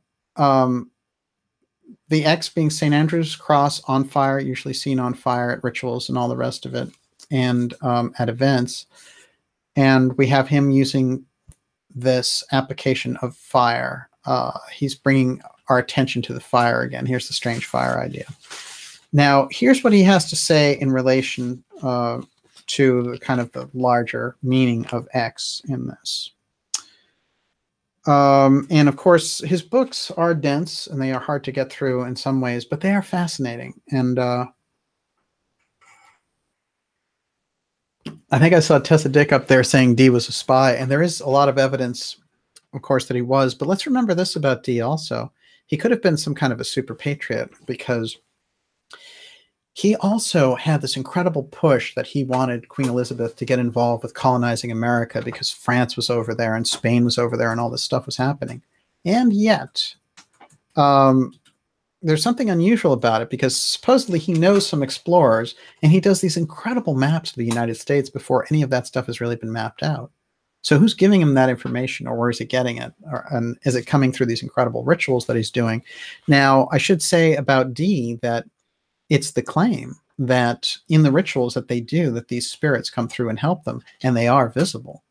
And they do get incredible information when they do this. In fact, at a certain point, Kelly almost tries to get away from D, because D is having him do these scrying sessions on a afternoon basis, like, hey, every day you're back, you know, come on back, we're going to do it again.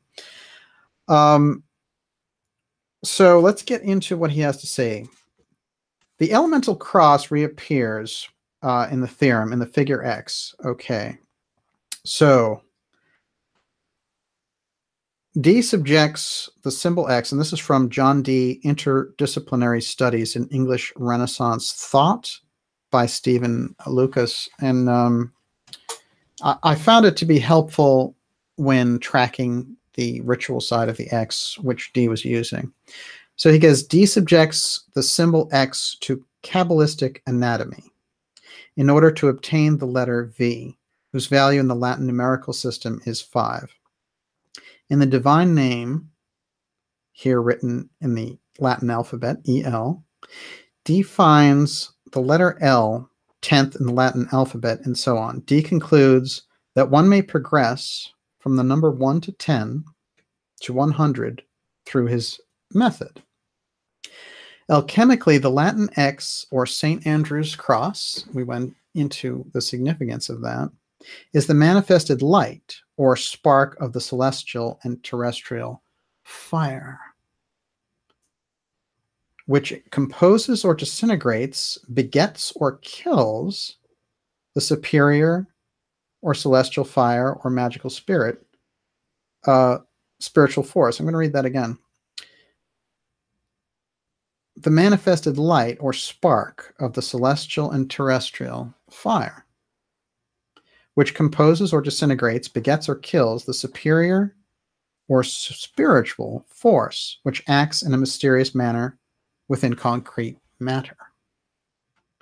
The celestial fire or magical spirit, represented by the X, is qualified by D as one of God's great mysteries.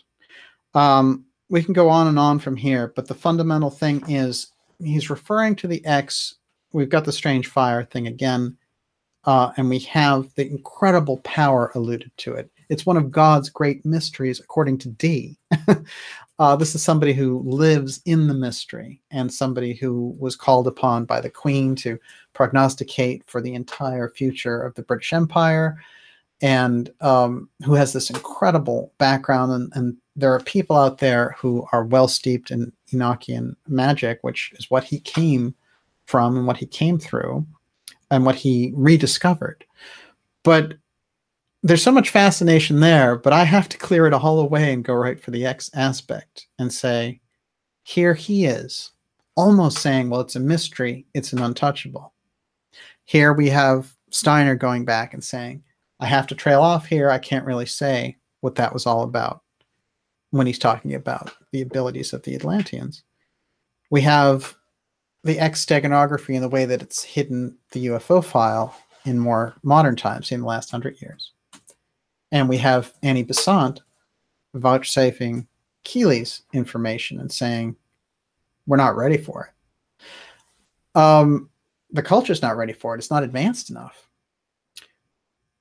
So we've kind of broken through here, because with the Varian brothers and what they've developed and generated, and remember, this is now CERN, which is active using their technology, mind you. And let's chime in here a couple of things about CERN. Allocated millions of dollars, $6 billion project. That's a military-sized project. That's not a traditional scientific project. Particle beam colliders are supposed to develop and understand the God particle, the Higgs boson, and they claim that they already found this, by the way, but a lot of people aren't playing along. But in any case, strange things happen when they turn this machine on, when it does its particle colliding. And there's been cases in court about the strangelets that produce these things that are like mini black holes. And they're saying this could develop into a major problem with kind of dimensions bleeding over here. And then there are all these strange and bizarre occult aspects around CERN. For example, on tape there, somebody filmed the strange ritual that took place there. That was pretty, unusual. There's a lot of strange things there. There's a statue of Kali. So there's certainly more than enough on the front of it. And that's the Hadron Collider that we're talking about. And CERN is a very unusual project in any case, started in 1959, I believe. And Joseph Farrell's book, The Third Way, talking about how that was set up, some of the people involved, including John J. McCloy, who was on the Warren Commission for the Kennedy assassination. I mean, you do wonder what level that we're working on here. But when we do run into this aspect of how do we manage what was going on there in those mystery schools, dealing with this X factor, saying it's kind of a secret too big, even for John Dee. It's a mystery. But they are relating it to fire over and over again. And I go back to the strange fire aspect. It seems to be something to do with that. When we're looking at it, when they try to give us kind of the snow job around the UFO file about what that is, you know, we've gotten so close now with the theosophical tie-in to the Varian brothers that aspect of the secrecy, it's almost like we have a window on it. And then with this X letter in the heart of our alphabet and the way that it's been used, I think we've picked up on something that gives us this window that basically what's happening is an esoteric process. It's this thing that we're going to get to in the final X episode, which is that there is a technological component involved, which involves spiritual communication. And apparently, if that goes awry, it's so disastrous that only the highest adepts can handle it. Certainly not the people who are running government institutions. So I believe that we're in a situation where we've gotten very close now, and we've hit on it with the Varian brothers, the Klystrom, and the X band. It's brought a hole into the wall of secrecy because we've put together Vannevar Bush, who was the head of the UFO file on the scientific level, answerable to 3 presidents, and also the dean of MIT. John Trump, the uncle of the current president, showing us that his ability to conceive of what's happening relating to the UFO file is huge. Of course, Trump just announced the Space Force and how it's going to be used for a number of things that we might confront out there. Trump is very well informed around this matter, I think, as we're going to discover, way more so than anyone would have guessed. We've had recently people from Hillary's campaign come out and say, well, you know, she was going to do so much with disclosure. Yeah, she was going to create the threat scenario that they try to push through anyway. But I think that what we're finding, what we're arriving at, is we've hit into the heart of the secrecy pattern, which is the X Steganography. It goes all the way through. So it's leaning into the mystery schools. It's leaning through the work of the Varians. It's leaning through the secrecy around the UFO file, which, by the way, they knocked presidents out for. And this has to be the crucial edge. We're right into the heart of it. And I believe now we're going to be able to take a pretty crucial step with the next episode on this. And with that, I'm going to turn this conversation over to the very patient Olivia, who's been handling the scene all the way through. We have brilliant watchers. Okay. God, where do I start? I'm going to start with a really juicy one. Hang on. Let me get it. Okay. So Reeferman 420NL says, I heard Dee asked help in other realms to develop tech to leave Earth. And he was told he needed 2 things, microchips and to be able to make matter from energy. And they discovered that both that is possible at CERN. Interesting. What were they talking about microchips in the 16th century? You're going to have to come up with a good source for that one. For that. But yeah, interesting. Definitely interesting. Okay, keep going. Carla Struble, who initially funded CERN?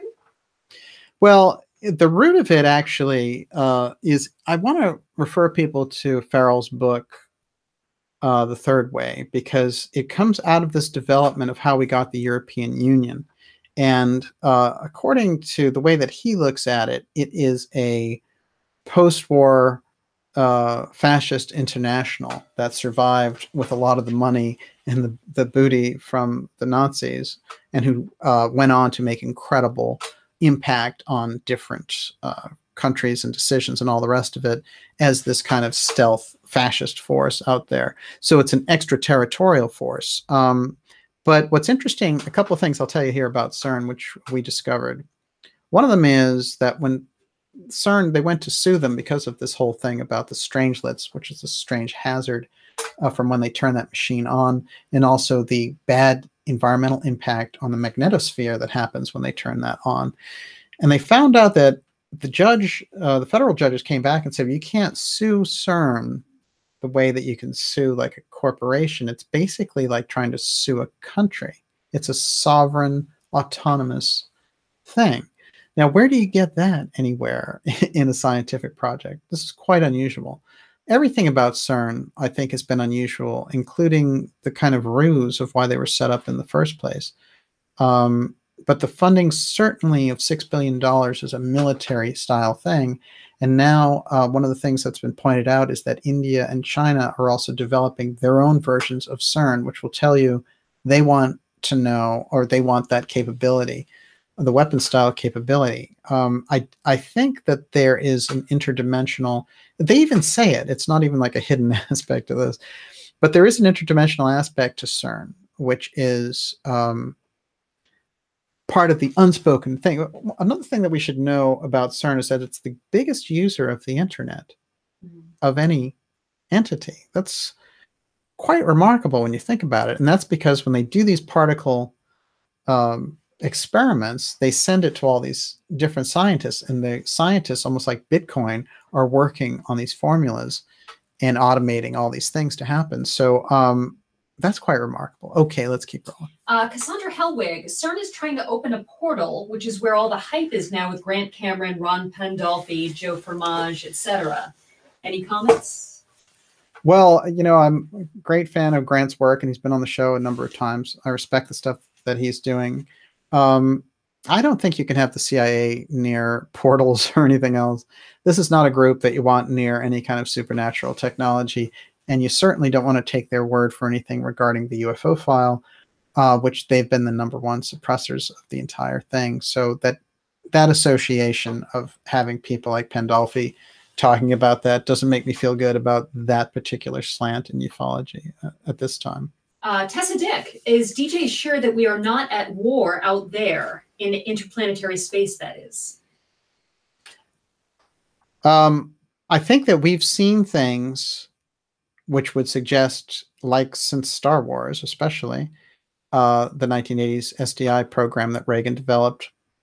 No, I would say, Tessa, I think you're on the right track. I think that there is, I don't think that the craft that are out there are openly hostile to things that we do necessarily, but I think we may cross paths in unfriendly ways. And certainly there's no explanation for why we haven't gone back to the moon. It's quite ludicrous, actually, unless we encountered something that you could call a problem. One of the things that I found out in digging around, you know, I'm always going into the time capsule aspect ever since we've done our own series on the Nixon time capsule in the White House. That's supposed to have disclosure information inside, is I discovered that there was a time capsule placed on the moon, which I was not aware of, with Apollo 11. And that special time capsule is basically an early version of a CD. And I'm amazed that they had the technology there. I shouldn't have been, but it has statements from 4 presidents on it. And, you know, people have alluded to the fact that, oh, here's some of the kind of corny statements that it has on it. Like, you know, we are a peace-loving people and all the rest of it. But I actually wonder what is actually there, and why place a time capsule on the moon if you knew you were going to go back again and again? I found it all rather fascinating. But yeah, excellent question, Tessa. And Tessa, I'm also curious what you think of the Klystrom X-band aspect of the UFO file coming up here. Okay, you're up. JJK, what is DJ's opinion of Donald Trump canceling the NASA moon program this week? It's disturbing. It's very disturbing. But he's talking all about developing the Space Force, and then he cuts into one of the major programs that are on the drawing board for going back to the moon. Look, we went to the moon in 1969. Okay, so that's about 50 years ago. It'll be 50 years next year. So it's kind of absurd, the level of the space program. I've gone into it, and I've seen where they diverted things into like the shuttle and all the rest of it. There's no good explanation for it. And frankly, there's no good explanations for why other countries haven't had a more robust space program and gone back to the moon. It's almost like everything's been vouchsafed for this incredible space infrastructure that's been developed, and that is where it's going, and it's all going into private hands, a la SpaceX and all the rest of it. Interestingly enough, Tesla's stock took a tremendous dive today when he apparently mouthed off in a stockholder meeting about his real plans. So that's an interesting story. Follow up on that one. The stock guy in me found that interesting. Okay. Daniel Natal is hot to trot to have me ask you about Nick Redfern's final events, about Jack Parsons from Jet Propulsion Labs, and doing John Dee's work. Yes, it is. This is John Dee could be said to be the inspiration behind the space program. Let's put those facts together. Well, it's well known that Crowley had such a role and such an impact on Jack Parsons. And Jack Parsons is a fascinating character who really, he was so hooked in there with L. Ron Hubbard and with Aleister Crowley that at times, you know, it's hard to tell exactly where he's coming from versus what it's just from them. But I think there's a lot there, and people who studied it, one of the guys who did the book Dark Mission, Richard Hoagland, did an excellent job of pointing out these magicians that are associated with NASA and how NASA does things on either a Masonic magic or a more hermetic magic, using times, dates, and those types of estimates. I find it fascinating, and I absolutely agree 100%. There's a major occult aspect at the heart of the space program. And if we consider the UFO file, the way that we've been discussing it here, you know, it's operated through the mystery schools. It's not a straight up situation. The aspect of people seeing a craft and then it leaving, you know, residue on a tree or something, that's one aspect of what we're talking about. But there's this whole other thing, which is the effect of whatever that is coming into this system and interacting with us. It creates some kind of effect. And this is what we've been looking into. And it appears like they've been keeping this since Atlantean times. It's this kind of ongoing secret where, you know, if it gets into the hands of mortal man, it's too powerful a thing. It makes you like gods, or it makes you a god of destruction. I think it's interesting to think on those terms, but on very basic levels, the secrecy we can see penetrates our regular everyday society. So, so much to the point that when a president tries to share that information with another country, he becomes a target of executive action. Think about that. So on one hand, it's this kind of philosophical, ethereal consideration. On the other hand, it's kind of this practical, you know, real-time, day-to-day consideration. And we see the kind of money and things that are being poured into these programs, and the black budget money that disappears in these programs. Something is going on that we need to get our hands on, because the secrecy is becoming corrosive. And hopefully we're getting a good start here with this series. Okay, what else you got? Could you go into the Collins Elite a little bit? Well, you know, I might do a show on them, but basically there are these groups that exist inside the military, and they are motivated, you know, they might be looking at things through an occult lens. And we certainly have seen that even satanic cults have thrived in the military. Of course, you have all the things about Michael Aquino and the Temple of Set and all that kind of unusual stuff. So there is penetration of the military in this regard, and there are groups that are rumored to exist who are basically dedicated to, let's say, for better for worse, you know, they're kind of like adepts inside of these structures, and that they're commanding magical powers. So yeah, it is fascinating, and I am happy to go into Redfern's work on that. You know, my feeling on it is there's a lot there to be explored. I just wanted to follow up. Daniel Detal says, according to Nick Redfern, Jack Parsons opened a portal in 1947 when the UFO phenomenon kicked him into high gear. Then Parsons blew himself up in a rocket experiment, leaving the portal open. Yeah, yeah. He did die in this fiery way, and strangely enough, so did Crowley. You know, there's a lot of conjecture there, but the thing about the portal, what's interesting is supposedly we opened the portal by dropping the atom bomb, and that it was the nuclear reaction that caused a portal to be opened, which is why we got all of the UFO waves just a little while later. That, for me, makes a lot of sense. But I do think that a lot of the, you know, even Dee, when he's doing the Queen's Conjuring, he's very careful to let in only the right type of influence. And that's something that Steiner points out, which I think is important to ride on here, which is that when you look into the spiritual world, you can get your hands on the highest forces, but you have all the lower astral planes to work through. So it's something where you have to be incredibly well prepared. Somebody mentioned Gurdjieff over there, and I'm really glad they did, because I have a quote, something that will relate here to when we're talking about steganography. And trust me, the Enneagram is going to show up before part 10 is over, part X. Okay, this is a few months before his death. G.I. Gurdjieff drove with a group of students from Paris to a recently opened series of interconnected caves in Lascaux in southwestern France. We know these incredible cave paintings that come from there, but they were just discovered in 1947, shortly before Gurdjieff died. His student, J.G. Bennett, told him about an extraordinary Paleolithic paintings that had been discovered by accident by 4 teenagers and a dog. In spite of being in much pain due to an auto accident, Gurdjieff was determined to see them.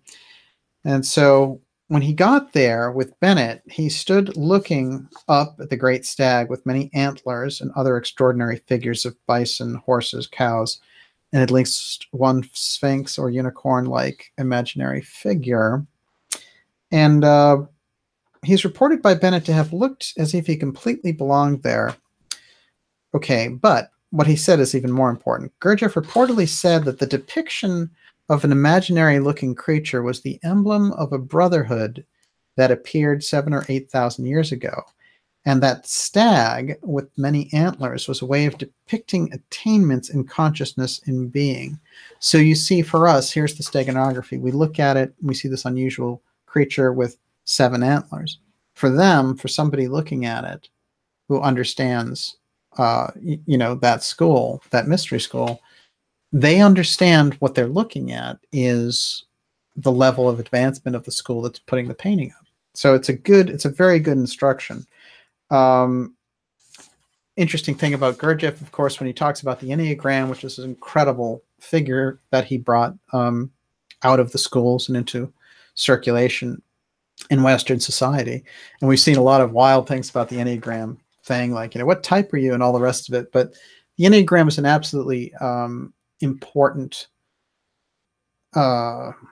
image and system that was left and kept in these mystery schools. And actually the group that Gurdjieff got it from was called the Naqshbandi, which are a group of Sufis that are Christian mystic Sufis. And they are, that name, Naqshbandi, means be keepers. So they keep honey, they keep the knowledge, they keep the information, and they keep inside of these schools that incredible, valuable, advanced learning. So the Enneagram, you know, what Gurdjieff said about it is if 2 advanced students of that school met, that they could both sit down and draw the Enneagram and point to each other to understand which one was on a higher level, which one was on a lower level. So you see how these systems operate. Again, the steganography works through those schools. And I think that's absolutely fascinating. And the Enneagram is fascinating. It's going to come up here inevitably. Jane Jones, who is the head magician today? George Soros?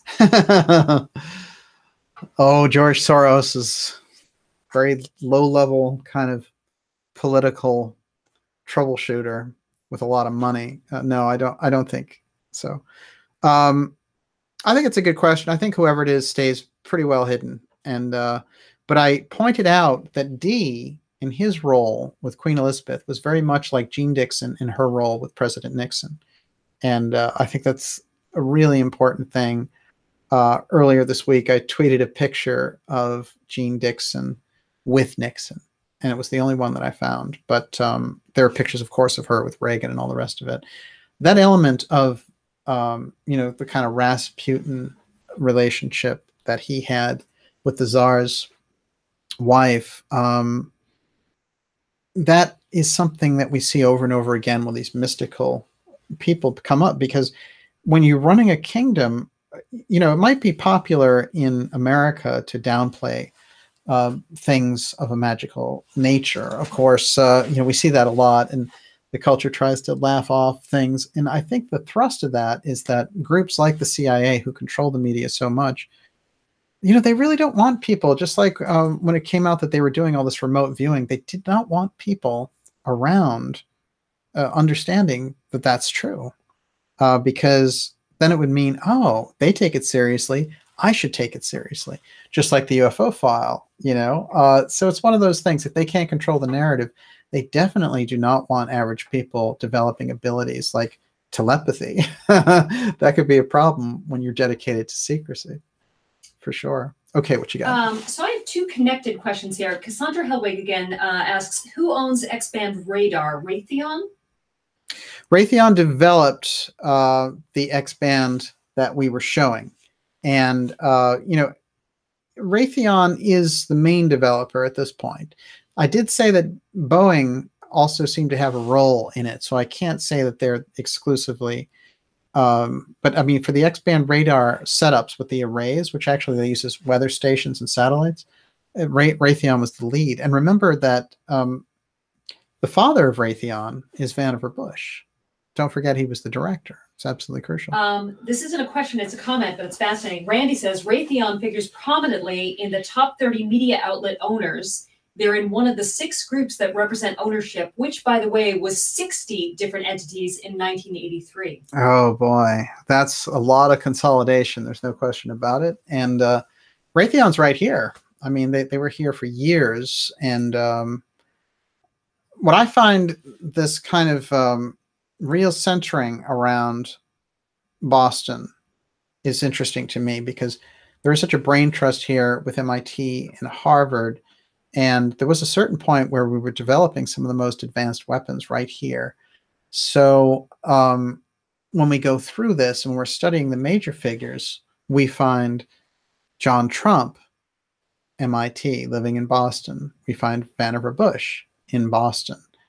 We find the Varian brothers in Boston, And then when we go through the spiritualist history, which I didn't get a chance to really touch on some of this, but there are fascinating connections, and it all takes us through Boston. So there's a certain kind of apex that happens here, and we're talking about this. Even Keeley, when all of that information is shipped to Annie Besant and all of the advanced technology is shipped to her, that is that's from Boston directly to London.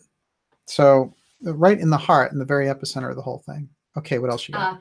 Roha Khan, is there any truth to the rumor of various photographs at CERN depicting, quote, welcoming messages, unquote, in ancient and dead languages for possible entities arrival during CERN tests? Wow. There's something very occult with the kind of occult type imagery that they use there. I don't think there's any doubt about it. And, there was that whole thing. It was just like the Denver airport. If you wanted to tamp down that type of stuff, then you wouldn't have like Osiris as your ambassador. I mean, it is quite unusual, the things that they use and the symbolism and the imagery that they're throwing at us. In CERN's case in particular, I think that they've been sort of baiting people who are observing them with all this kind of interesting and unusual imagery. And of course, Kali is that whole destroyer of worlds thing. So I do feel that there's a secondary occult aspect, and I did a show, a couple of shows on CERN with Joseph Farrell that I recommend that you watch if you want to get into the details on the occult symbolism side with it. But yes, certainly something unusual is going on there. So Titan Blooded said X mysticism leads to development of X tech. Is that your general theory here? They're interpenetrable secrecy modes referring to the same thing. And this is certainly the kind of 20th, 21st century version of it, which is the UFO file and the X technology following that. And people came out telling us, well, this came from the UFO file, like Philip Corso said, the microchip and all the rest of it. But there's no question that they were using the X as the steganography. So my guess is that in different periods, it operates in different ways, but it's referring to the same thing, which apparently is the effect that takes place when the X is utilized.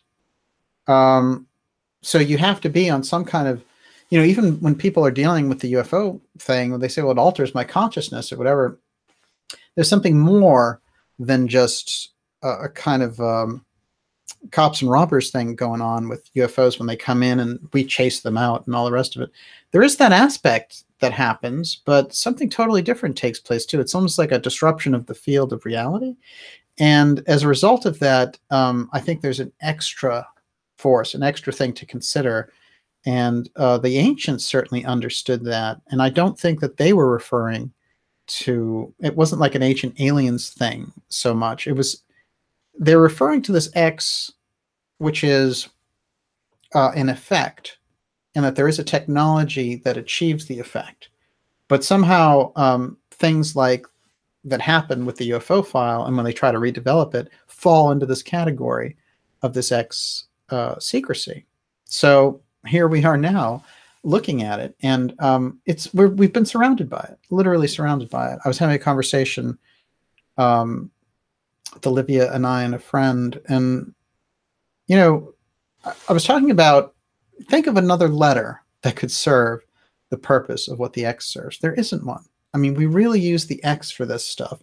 That's how they use it. Now, of course, there are common uses for it. I'm not saying that, you know, but the idea, we're not interested in the common uses for it and why it would be there normally. We're trying to do, as Steiner said we should do, which I think was very interesting. He said, we need to know where to look. And that's what I think we're getting after. But that's a great question. A terrific question. Thank you very much. Don Forbes is asking if the Hakon urns discovered in Antarctica in '62 could be at Pine Gap. Wow. Well, it's anybody's guess. I think it's interesting. What I find fascinating is people have come forward.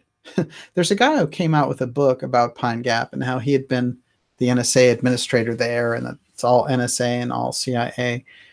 But everybody's reaction to that book was the same, which is that this guy can't say anything. So it would be great if we had a bona fide, true blue whistleblower who came out of that Pine Gap environment. You hear about all kinds of activists. People have written to me who've been around Pine Gap, people from Alice Springs, and we get an idea of some of the strange goings on, including those beams. And people seem to see crafts and lights there on a regular basis. It's so normal and so natural that they just take it for granted. I think Boeing's new address at Pine Gap, or in Alice Springs rather, is also quite unusual. So yes, absolutely, it's possible. All right, let's take a couple more questions. Okay, I just have to throw this in. Tessa Dick said, Terman helped develop the IQ test to determine which, quote, inferior people should be sterilized. Oh, well, we'll have to look deeper into that one. Absolutely. Then. Yeah. Do you want to talk about Ledbetter now? Okay, what somebody said. So what do you think about him, just out of curiosity? Well, the thing is, Ledbetter became a controversial figure, but let's look at his output, which is Thought Forms, which is one of the best books and the hidden side of things, which I consider his best work. Other people would actually have other favorites, and he's somebody who knew a great deal, and he got caught up in scandals and all the rest of it, you know. And were there weaknesses in his character? I don't know. I didn't know him, but I will say this, that when looking at Besant and her support of him, you know, it's very interesting. He was obviously very advanced in being able to apprehend the kind of astral, etheric end of things. And so I think his work is worth reading. Absolutely.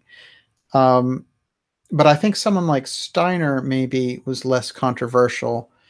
And so, you know, it's kind of easier in that sense. So, but certainly the information that Ledbetter came forward with, I think, was quite important. And he's, you know, he and Besant led the Theosophical Society after Blavatsky, and you have to, you know, just say that they were able to kind of come up with that.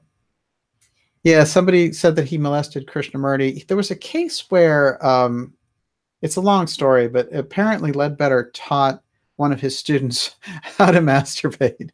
And that whole kind of controversy is there for people to find out. But I would say that maybe there's more to that. And also, you know, there's quite a lot of targeting of theosophy that goes on in that period. So it's very, very tricky to understand what the truth is back there. But certainly Besant and Ledbetter did great work in moving the society forward.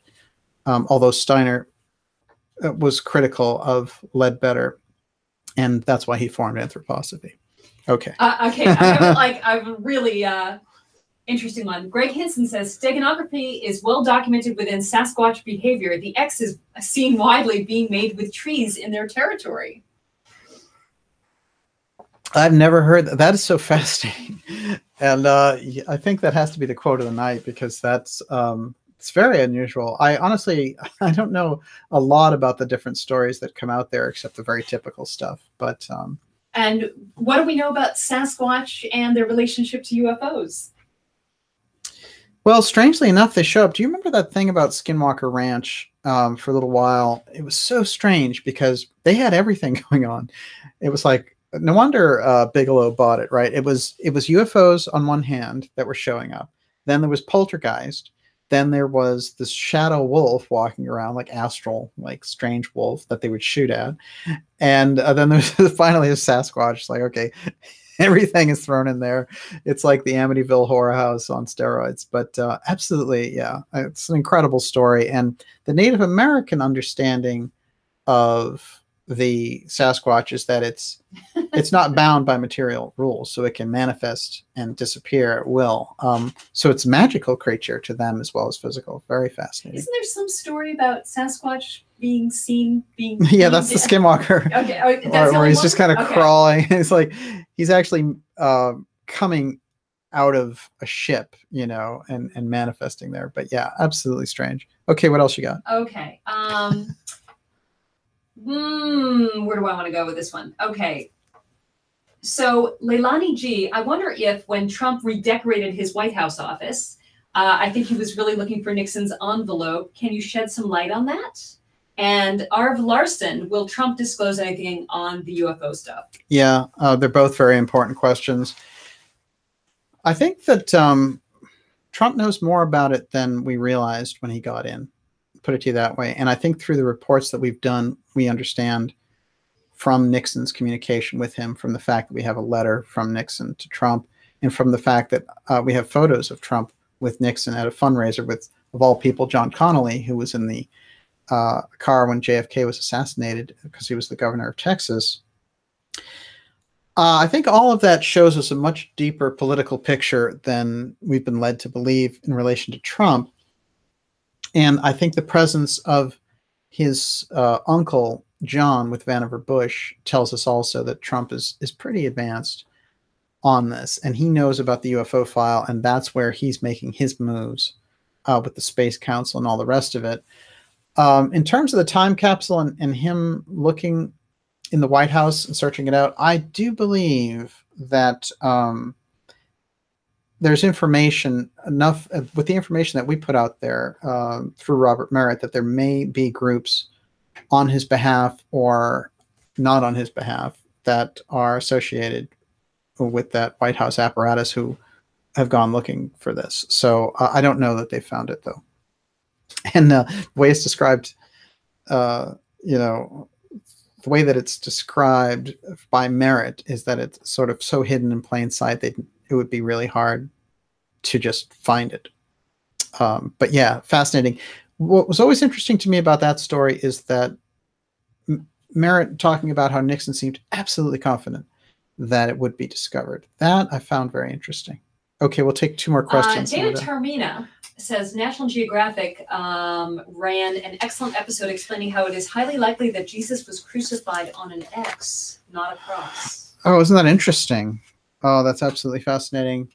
Well, we know St. Andrew's cross that we pointed out earlier is that magical symbol, and that we know he was executed that way. And we know it is unusual for the way that they were doing it, that it wasn't a cross in Roman times, it was more like a T.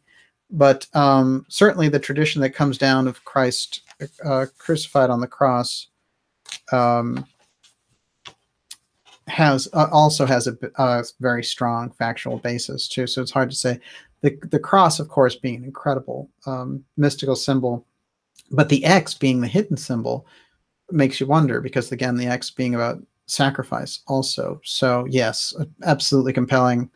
And I think St. Andrew's cross being a kind of token thing that's brought forward in that period through all these occult ceremonies. And when they would do these events, they would burn the cross. So, you know, we have that fire with the X thing and talking about the strange fire. So there's no question that we're in pretty deep esoteric waters when we're looking at the cross or the X. Okay, Scruples4444 is going to kill me if I don't ask this Yes. question. All right, so did you see the picture of the Queen with a nurse with an Illuminati belt buckle that's going around? You know, I think I did. I probably need to take another look at it, though, to be fair. So thanks for giving me the heads up. I do think it's interesting, and if I know Olivia, she's going to show it to me as soon as we're going to look it up right after the show. So Mike Jones, does DJ post any links to the articles/info he references? Well, I show you, certainly. All of it is available. This is the thing. It's just how it's put together. I am putting together a kind of master list for it all, and I'm going to do a larger presentation of it. Of course, we're doing a 2-parter for part X, which is part 10 of the series. That was the one we're in is part 9, and X is the kind of pinnacle 2-part episode of the whole thing. But yes, there's going to be some resources available, not only for links and things like that, but just a general fundamental overview is coming in relation to this. And of course, as always, subscribers to Dark Journalist are going to get the kind of cream of the crop in relation to that.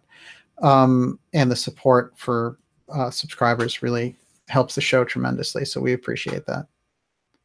So Jane Jones, strange fire could be plasma, as maybe the sun turns fire to G particle plasma? Oh, it's an excellent point. And Elena Freeland has pointed out to me the combinations of the UFO file activity when they show up and plasma, which I never really had a good handle on. But what's strange, and again, why we have this kind of high-low thing going on in relation to the X steganography, is ectoplasm, which we've seen that happens in all of these different mediumistic type events, and that's a strange kind of version of that. So yeah, absolutely. I think it is very interesting. Okay, so this is crazy, but Miss Ellen Poe, 1989, says, I know it sounds absolutely absurd, but could you ask Daniel if he thinks there's a possibility that JFK's death could have had a double in his place before the shooting? And then Richard Belf says, JFK did have a double, and I met him at a recruitment party in Norwood, Mass. It was hard to take your eyes off him because he had the voice and the left hand in the jacket pocket. You could swear it was him. Yeah, isn't that fascinating? Well, every political figure has a double. As a matter of fact, there's a great scandal about LBJ's double as well. So that's no big surprise on the double part. But no, Kennedy certainly was assassinated, and the stories that are circulated for fun around that don't help getting any further to the truth on the matter there.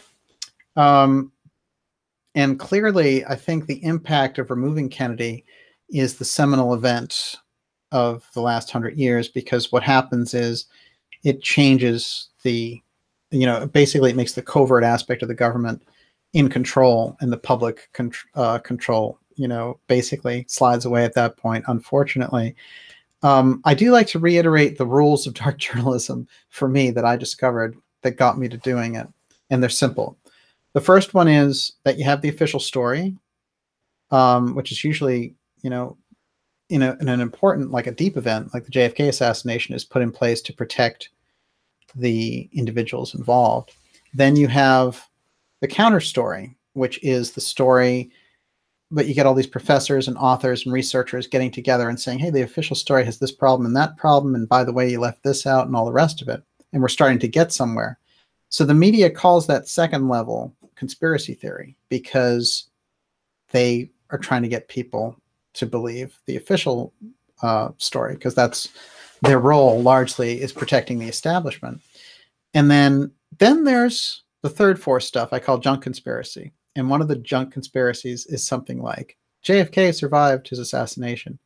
And so people who are normal looking at this information say, well, here's the official story, here's these counter stories, and somehow the third force, the junk conspiracy, is meant to muck up the works and combine with the counter story, so that people won't look at the counter story to the official story, and they'll assume and associate it with this wild, crazy story. Just like when you had all that stuff about the driver did it before that got tired. That's one of those stories where they say, hey, look, the driver did it. And it's completely ridiculous. The driver didn't do it. The driver certainly could have been involved with the Secret Service in slowing down the motorcade and all the rest of it, but he didn't.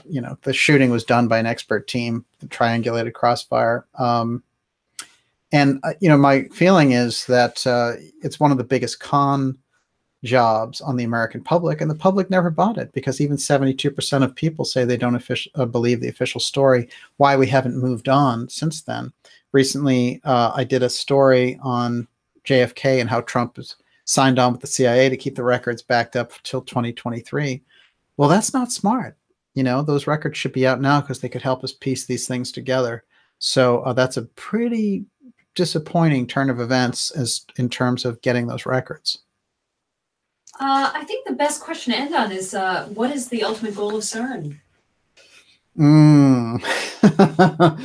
Well, that's the $64,000 question.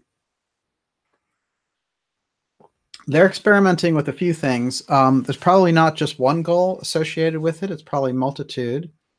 And certainly aspects have to do with this interdimensional contact aspect, and seeing if they can kind of use that situation to develop an advantage by thinking really outside the box. So I would consider that a weaponry. It's a very different kind of weaponry, but I would consider it weaponry. It's certainly not just about looking for the Higgs boson. I think that's I think that cover was blown when we found out the $6 billion budget. But I don't think the average CERN scientist involved with that knows anything about the deeper purposes around it. But I think the situation can get pretty dangerous when you're dealing with that. And my feeling on CERN generally is that we need to know a great deal more about what they're up to, especially since it's a sovereign entity, basically like its own country. Why aren't there deeper stories except with us, and Farrell and people in the independent media? Why aren't there deeper stories about CERN and what they're up to? I mean, there have been major court cases against them by scientists and physicists talking about their effect on the magnetosphere. So wow, that's a pretty big story. It's amazing that there can be enough of a whitewash to keep that out of the news cycle. It's kind of fascinating. Okay, we'll take one more. Jay Daly, how many more JFK files left to be released? What are they withholding? Thousands. Oh, first of all, the important thing that they're withholding are the Garrison files. And I wanted to tell you something very, very strange. And I mean so strange that we need to move into a different way of thinking. When I was speaking earlier and we were talking about the brothers who had brought us this incredible X technology, I want to point this gentleman out as we were talking about him earlier. Frederick Terman. So let's take another look at him. And really, let's get to know Fred Terman. Very important figure here. Well, interestingly enough, his two star pupils were the Varian brothers, and they brought us that X technology. But what was the name of his other star pupil? It was Oswald Garrison. How unusual is that? What are the odds of that? Considering the association of Lee Harvey Oswald with the JFK assassination with the UFO file, and Garrison being basically the person who solved the case, who solved the assassination and figured out that the CIA was behind it at the behest of the aerospace agencies.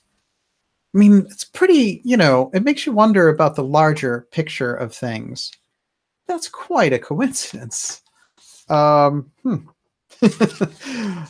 fantastic. Wow, what incredible questions. You've all been fantastic, and I really like to see such a great crowd tonight. I am going to take another question because I sense that from Olivia. Okay. We still have a couple minutes left. Killing me here. Okay. Please ask Daniel if he is familiar with the work of Ralph Ellis, and if so, what he thinks of his work. Yeah. In 2 minutes or less, I'd have to go back and really think about it a little bit. But yeah, right off the bat, I couldn't say. Now, Ellis is a JFK thing, but I can't right off the bat place him for some reason. So that's a tough one. Okay. I mean, I'm familiar with it, but I can't right at this moment. Now John is asking, are there any links to CERN and space fence? Good question. We have an episode coming up where I'm going to do an interview with Eleanor Freeland. We have talked extensively about the space fence. There's a couple of really key episodes that I would suggest. We did speak about CERN in my last interview with her, and she was relating it more to what someone was referring to earlier about Crowley opening portals and how they're trying to get information by opening portals and interdimensional aspects related to it. Remember, they're doing with an incredibly huge machine, which is using the power of the magnetosphere, what Dee was doing with his conjuring. So that's how this stuff all brings around. Some people may have thought I was going to do a big treatise tonight on John Dee's magic. What I'm trying to show, and because that's so fascinating on its own, but what I'm trying to show is how, say, the work that is related with like the Gurdjieff style work relating to mystery schools, the work that's related to, Casey talking about how Egypt actually goes back to 10,500 BC and the pyramid was created then, and it was developed as this kind of prediction building, this incredible thing that would see our history through. All these different things and all these different pieces are laying out there in a field before us. And the great rule, I think, of all of these mystery traditions is that you have to find it. It's not given to you, because it's like the Gurdjieff quote about some of the incredible religious texts that we have, which is they will tell you and give you the information about what to do, but the how to do it remains hidden, and it's something that we have to make the effort for. It's part of the advancement process, I would say. So yeah, great question. I'd like to end on this question. Okay. So it's Halvdan Ulfsson. Okay. Why are you so obsessed with the JFK? It was only the beginning. The rest is out. Yeah, that part, the first part of that, I understand. What do you mean it was only the beginning, the rest is out? This is just what he's saying. Yeah, well, if I understand you correctly, but just start with the first. Yeah, question. if I understand you correctly, the JFK assassination, I've pointed out, and if you know my work, is pivotal to how the world runs now. So if we go back into that period and you say that a couple of bullets usurped an American election, you know, you're talking about overturning the will of the people in a democratic society and putting your own guy in there, and then your own guy following through militaristic policies and changing the nature of the government.